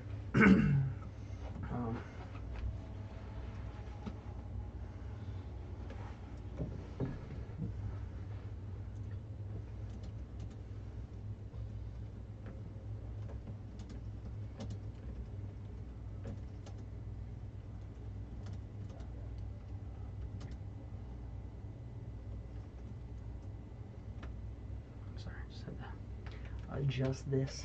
So Bastion, because he's got that. I need to put some of his gold is in his Bastion, because I think most of this is in there. That way we can keep track of what's where and when. Because a lot of this is not on him. He only has some of that gold on him. The rest is in his Bastion. Cool.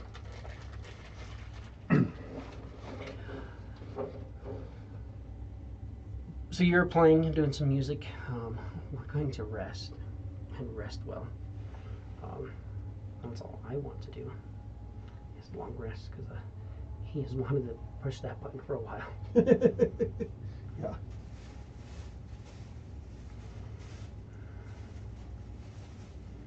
Cedric's long rest confirmed. So the 3 of them took their long rest.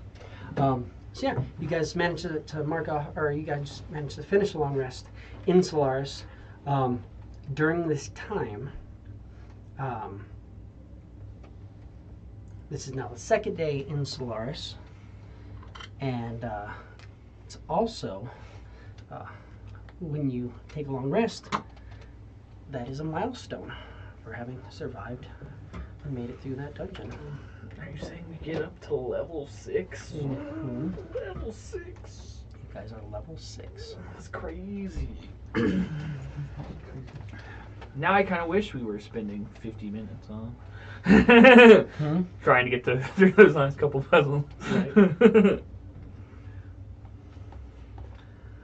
All right, level 6. What does level 6 get me? What I need to do, first of all, level 6 gives me my hit die. I can do that, or I'm going to take that one. Yeah. Fuck yeah, I will. I help out anybody who's close to me, like within 30 feet. An initiative. Yeah. 39, 40, 41, 42, 3, 4, 5, 46. 46. Spells. I get another spell. Oh. One more spell. Box is a little beefy. I get Blessed Healer. The healing spells you cast on others heal you as well. Immediately after you cast a spell with a spell slot that restores hit points to 1 or more creatures other than yourself, you regain hit points equal to 2 plus the spell slot's level. So I just, whenever I heal other people, I also heal myself. Nice. So that's nice.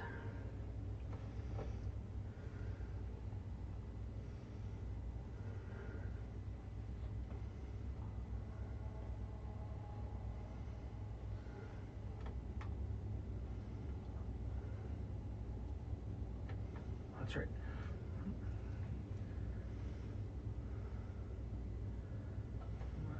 I'm gonna switch out one of my cantrips. What's that? I'm gonna get rid of Gust and pick up the one I told you I was gonna pick up yesterday. Oh yeah. Is it on there? Yeah. I was just scrolling through and I was like, oh yeah, that's right, that's what I wanted.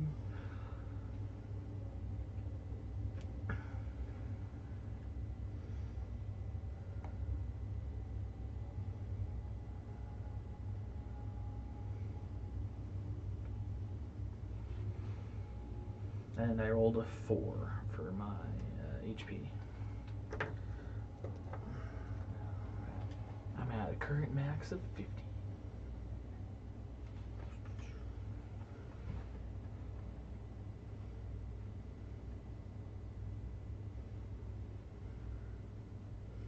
Let's see how that works. Disciple of Life. When you cast a spell with a spell slot that restores hit points to a creature, that creature regains hit points. Oh, and I can now. On the turn you cast. If someone like makes an attack roll against me or whatever, or anybody really, I could be like, no, and I can bend luck. So I could be like, I'll roll a d4 and we'll minus that, or you're like, ah man, I need one more to be able to hit this guy. All right, bend luck. Here's +4, and you can now hit that guy, or you can now succeed that check. Not sure why I have detect magic twice in first level. What's it say? Elven lineage spells twice, but then the notes, there's two different. The notes are different. Everything else is the same though. Yeah, so that's the source. So you have detect magic from your elven lineage. Oh, so see how it says cast and use? So you can use it once per day. No, I don't see where it says cast. The red box. Oh yes. One says cast, one says use. You can use it for free once per day, or you can cast it using a spell slot. So you get it for free once per day. That's why. Okay. All right. Yeah.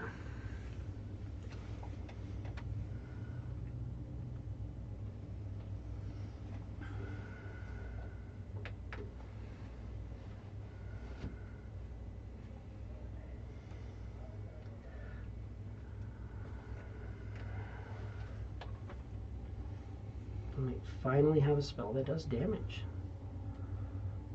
Blotch move out in the world. Mm-hmm. We got life transference. I do 48 necrotic damage to myself, which can't be reduced in any way. And then one creature within 30 feet gains twice that much. Until you damage yourself. A damage spell. Bragging about that one too much. Yeah.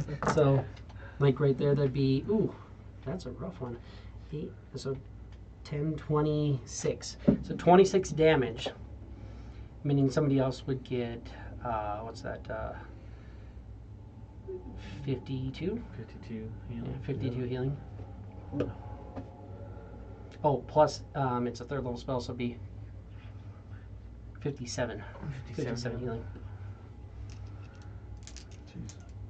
And I have Blessed Healer, so then they get healed. So I would get technically healed. get a couple hit points back, and then I could keep healing other people. So it works well. It makes sense to get that with the Blessed Healer, because if I'm at full hit points, then it's like, what am I doing? Right. So he's going to sacrifice some of his life to keep people alive, and then hopefully die Or not. in the process. Probably not. Did you guys want to roll hit die real quick? Yeah, I rolled a 4, You rolled a 4. and that was with using my hero. Die. 6. Or you could roll another one and take the better. Just in case. 6. 6. So you get 6 more hit points. Yeah, I rolled a 4 and a 2, so I took a 4. So here I have you over here. I'll adjust that. So you're level 6. I picked up a new level 3 spell too. 35 becomes 41. I can now cast Counterspell. So you have 47 hit points I now. was at 40. I was only have 35 because I was fucked up. I started at 40. Should have 46. 35 was how many you had without your con modifier. That's your rolled hit The points. whopping 1. Right, so now you have 47 hit points. Okay. Yeah. Okay. Yeah. Max hit points. Yeah, your max hit points is 47 now. Mine says 41 for some reason. But If you refresh. Oh. Velnock and Cicatrix can roll later. I don't know what Cicatrix is going to get, but Cicatrix could get 12. He could get 14 total, so 55, 59, 69. He could get 69 if he rolls max. If you roll max. Blotch has 70 hit points. Because I rolled a 7 this time. I have 50. I rolled a 2 and a Left. 7. 50 hit points for Darkwing. He picked up Counterspell as a new level 3 spell. Cool. And switched out Gust for Finger Guns. Cantrip. So remember, long term, Counterspell is a losing battle. It's good and it's nice, but remember that if he goes to go cast a 3rd level spell and you cast Counterspell and he fails, it takes the action, but it doesn't take the spell slot from him. It does take your spell slot though. Alright. That's right. I forgot the Counterspell changed. Because didn't it used to... It used to automatically do it. Now you force them to make a con save, and if versus your spell save DC, if they fail, they just lose the spell fails to Doesn't cast. work. But I still But lose a spot. you don't lose the spell slot anymore, which is a big change for players because players would get counterspelled a lot and it would just hurt. Like you're like, I have 1 8th level spell, cast it, and it's like counterspell. Or when you had your 1 9th level spell and it went counterspell, well, the next round, Right. you could have tried again. So just more so, it takes your action economy, not Right. resource, Yeah. which I like. Yeah. Especially because you're good. Like if you're going against a boss like that, she had counterspell at will, so she'd be like, "Oh, you're trying to do that counterspell," and then you're like, "Con save, okay, I failed this time." Next round, it's like, "Con save," or maybe like a bard goes, "Hey, we need that mass heal. Here's a freaking bardic inspiration. Save it for your damn con Yeah. save," and then you go to cast it, and then it goes off or whatever. Right. So there's good options for it. But, yeah. So Blotch is all good and healed up and ready to go. Now I have 3 3rd level slots, which I like a lot. So yeah, no, actually I will take it back. I won't do Counterspell. Instead, I'm going to get... I mean, Counterspell is still really good. Yeah. No, I just...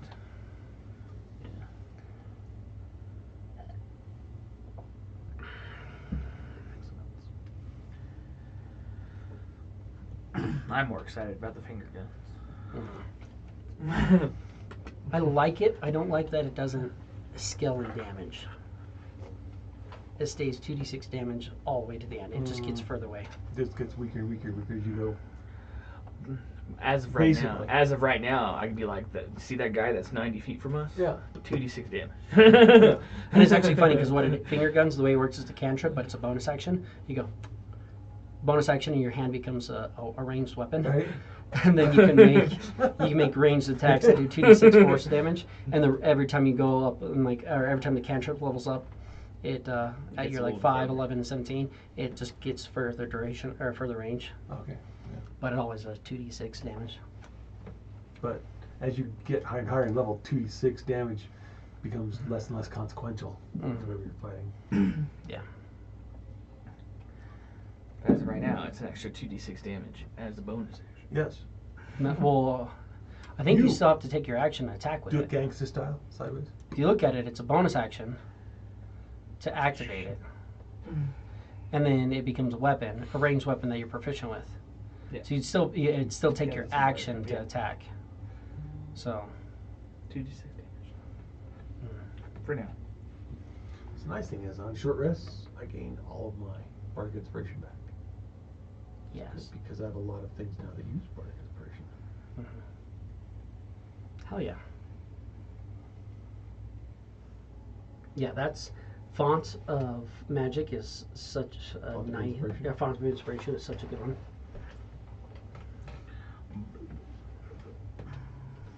When an enemy you can see ends its turn within 5 feet of you, you can use your reaction and expend a bardic knowledge to move up to half your Inspired speed. movement, When an ally of your choice is within 30 feet of you, or then one ally within 30 feet of you can also move up to half their speed using their reaction. None of it provides sense. Yeah, that is really cool. So someone you literally can like run ahead, and someone runs and catches up with you, and you're like, okay, cool. Hey, by the way, let's both move more. Yeah.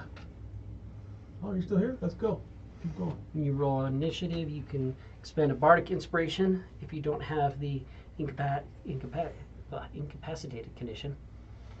When you do so, you roll your bardic inspiration die, and you and each ally within 30 feet of you gain this bonus to initiative. That's nice. Hell yeah.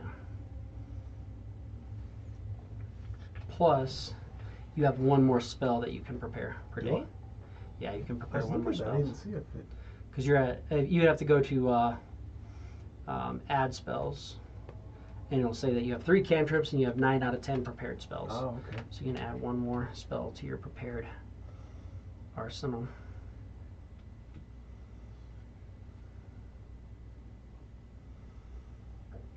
Prepared spells 12.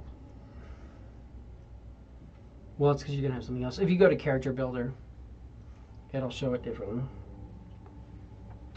Because it's gonna have your like always prepared spells and stuff Okay, like that. add spells 9 out of 10. Got it. Mhm.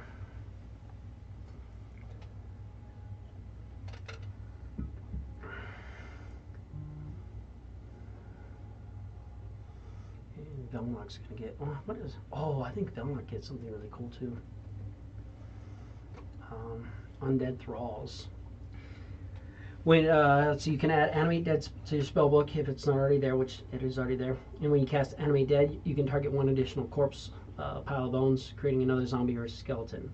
So now he'll have 2 skeletons, and be able to do his thing. So as a bonus action, he can be like, skeletons, you attack. So now he can have his familiar and 2 other skeletons. So Velnok's starting to be a That's legit a little necromancer. armor. Yeah. So first round bonus action, and 2 of his skeletons can attack. And the second round is, or they'll keep attacking until they're out of target, and then he can start building it from there.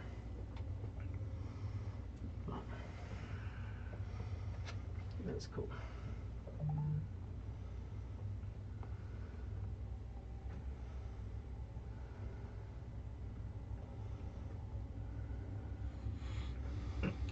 Six, he just has to do that. I think the best thing though is the spell slots.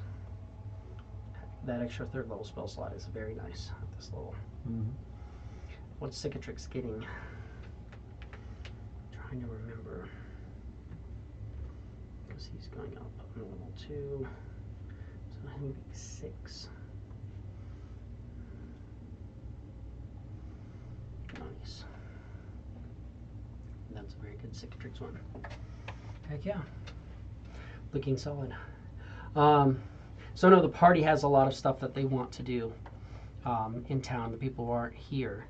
But is there anything specifically that the 2 of you guys want to do? We're going to go off to the Ranger District. Brad's going to ask some questions with Velnok. But do you guys want to do anything? Look for anything? Go shopping or that type of stuff? Yeah, I might go find somewhere that sells potions and get another greater healing potion to make up for the one that I had to use while we were. Absolutely, you can do that. Also,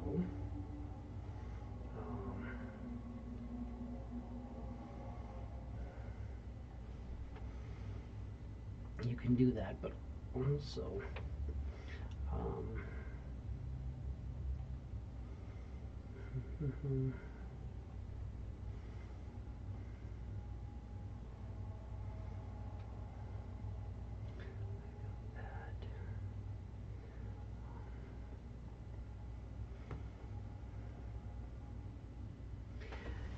it would take me 5 days to make one of those as well, and it only costs 200 gold, as opposed to buying it for 400. Blotch, if you want to do that for me, that'd be great. I don't mind. I'm saying if you guys want to buy materials for 200 gold worth of materials, I can start making bigger potions. It's going to take me a couple days instead of being able to crank out one per day. That's fine. I'll go spend 200 gold on the materials. Fair.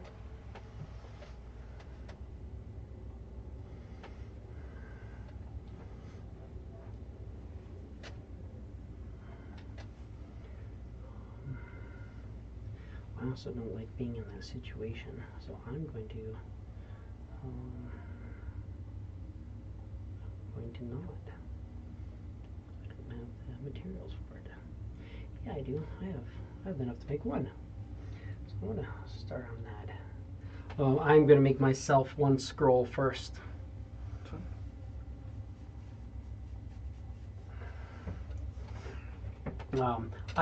You can, or as another option as well.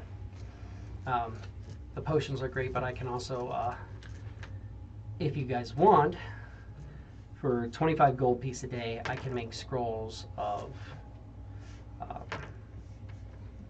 healing word,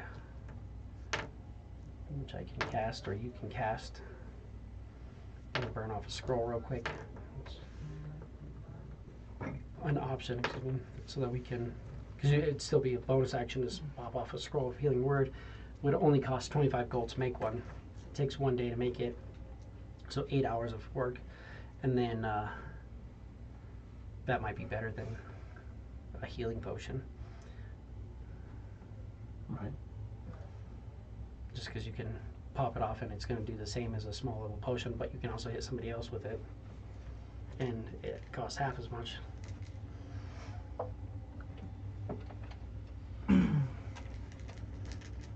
Just depending on what it is that you want to do.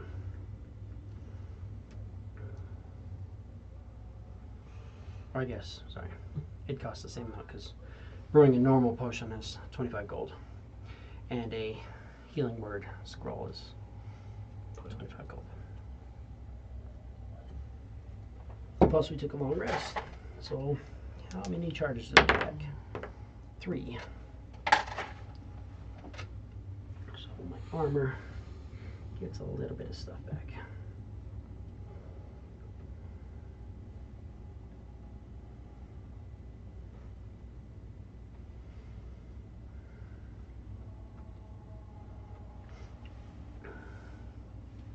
Just options, just depending on what it is you want to do. But yeah, you can buy potions, or you can buy materials for potions at cost. There's plenty of people who are selling raw materials in this town. Yeah. I'm still gonna spend the 200 gold for materials. To have him start making one. Yeah. Yep. But then I'll spend an extra 50 gold to give him whatever he needs to make some healing word. That would give him 2. Yeah. So, Scrolls. Just so he'll have the opportunity in the next few days to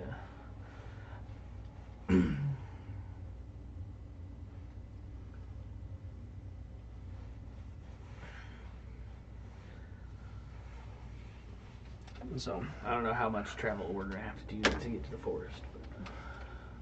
it's going to be a good amount of travel. Plus, we're going to have to, because I mean it's over here. We're going to be traveling through more dense stuff. So, if you look at it, it's about another week's travel, but through heavier stuff, and that's to get to the edge of the forest. So probably a week and a half. Probably looking at about 15 days to get to where we're looking to go, depending on what sort of things we come across. I can make good berries, so we don't need more rations. I've got 5 days to make your potion, but of course that's 8 hours, so I can technically get it done in 2.5 days. And then I can make 2 scrolls of healing word with what you gave me, so that's another day. So 3.5 days worth of crafting right now. And then I have got residuum to craft one more big thing, which would be another 2.5 days. So that's 4, 5, 6 days of our travel that I'll be crafting. Unless you guys want me building anything else, but we're looking at about 15 days till we get there, so.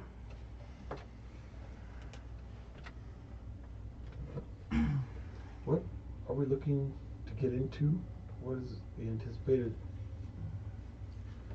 Undead. More undead. This is a Velnock thing. Yeah. We're gonna go kill some hags. Possibly. Alright. You're thinking it's some sort of hag creature Hag in the creature. forest. I got some holy water already. Got a couple things of holy water. I don't know what else we would need to do. Prayer.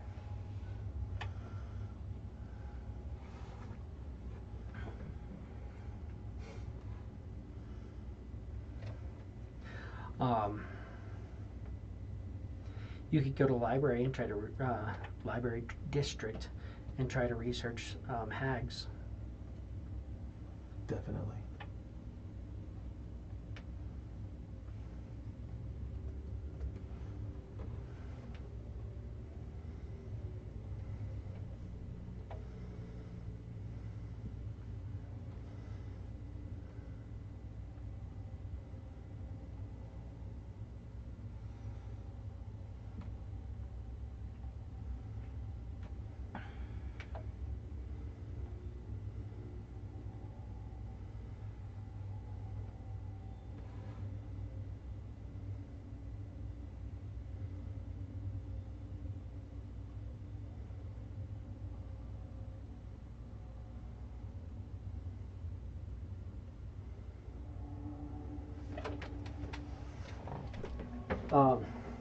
So, if you want to go to the library, which is absolutely an option, there is public library, which has some stuff. It's chronicled pretty well, but you're watching people go in. You're seeing there's like a couple people going around and pulling books out, and like moving them around and fixing them, kind of putting them back where they go. But you're watching like 10 times the amount of people are pulling books out, reading stuff, and putting it in the wrong place and stuff like that. So, the public library isn't as well kept. Or you can go to the private library. The private library will offer a better option, but you're also looking at having to pay for access.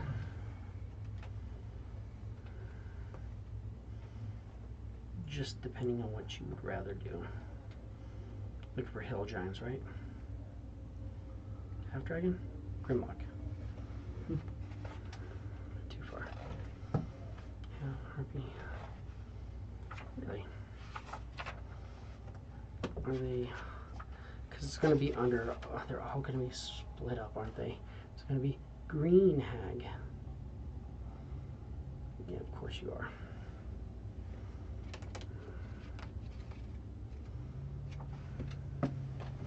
So let's do it this way because I think this might be better advanced.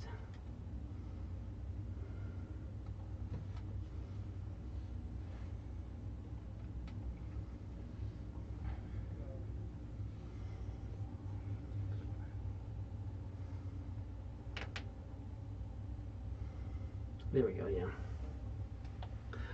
So do you want to pay for, do you want to pay for this, or do you want to just try to use the standard library? How much? Or you can do both if you want. You can try to figure out what you can figure out in the standard library, maybe get lucky. I'm down to investigate the standard library. At least gotta look there first. Yeah, you guys can both give me an investigation, or one of you can help the other one in an investigation. How's your investigation? Not great. It's not awful, but I have a +1, a +3. so I'll just help you. Assist. Advantage. Investigation. Man, bounced off the 20. But there's still a 19 there. So looks like 22. 22.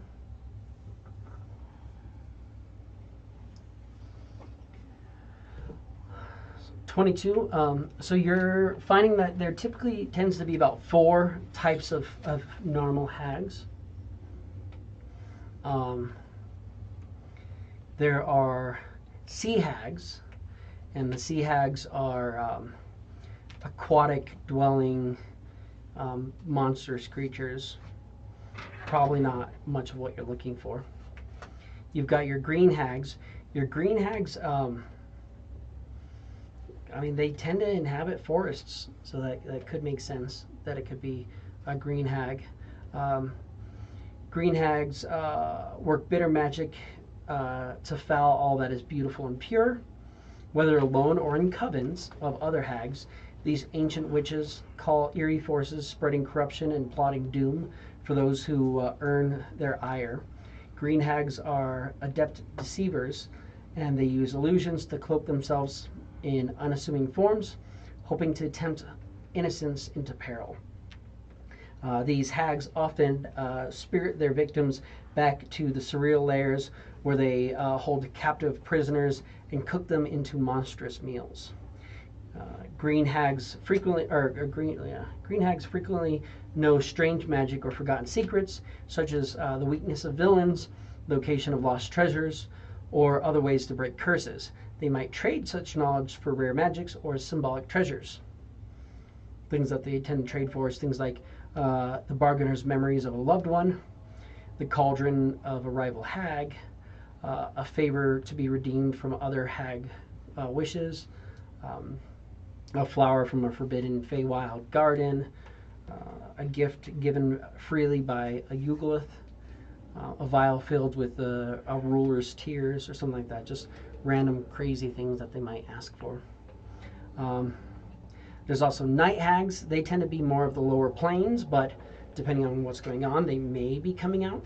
They are known for nightmare haunting. Night hags seek mortals to torment and turn evil. By day, night hags use their supernatural powers to plague their victims, shape-shifting to pose as other creatures and make the targets believe that the world is turned against them. By night, these hags reinforce their tortures with terrifying dreams. Once they force their target into desperate limits, night hags claim their victims' tormented spirits, capturing them in sinister traps called soul bags. The hags then slip between the planes of existence to barter for stolen souls for vile magic users and fiendish entities.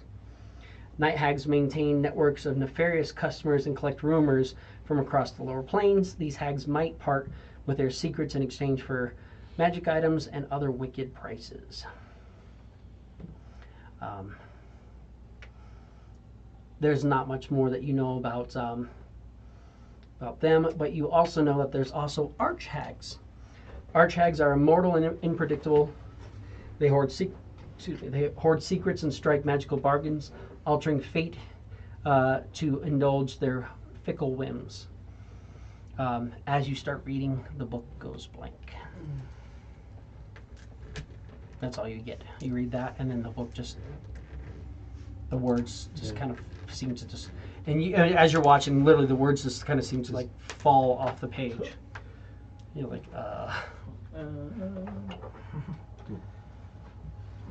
Clef, you look confused. What happened? Something doesn't want us to know what the fuck. So yeah, the words are gone. Arch hags. Arch hags. Something tells me those ones would be fucking good.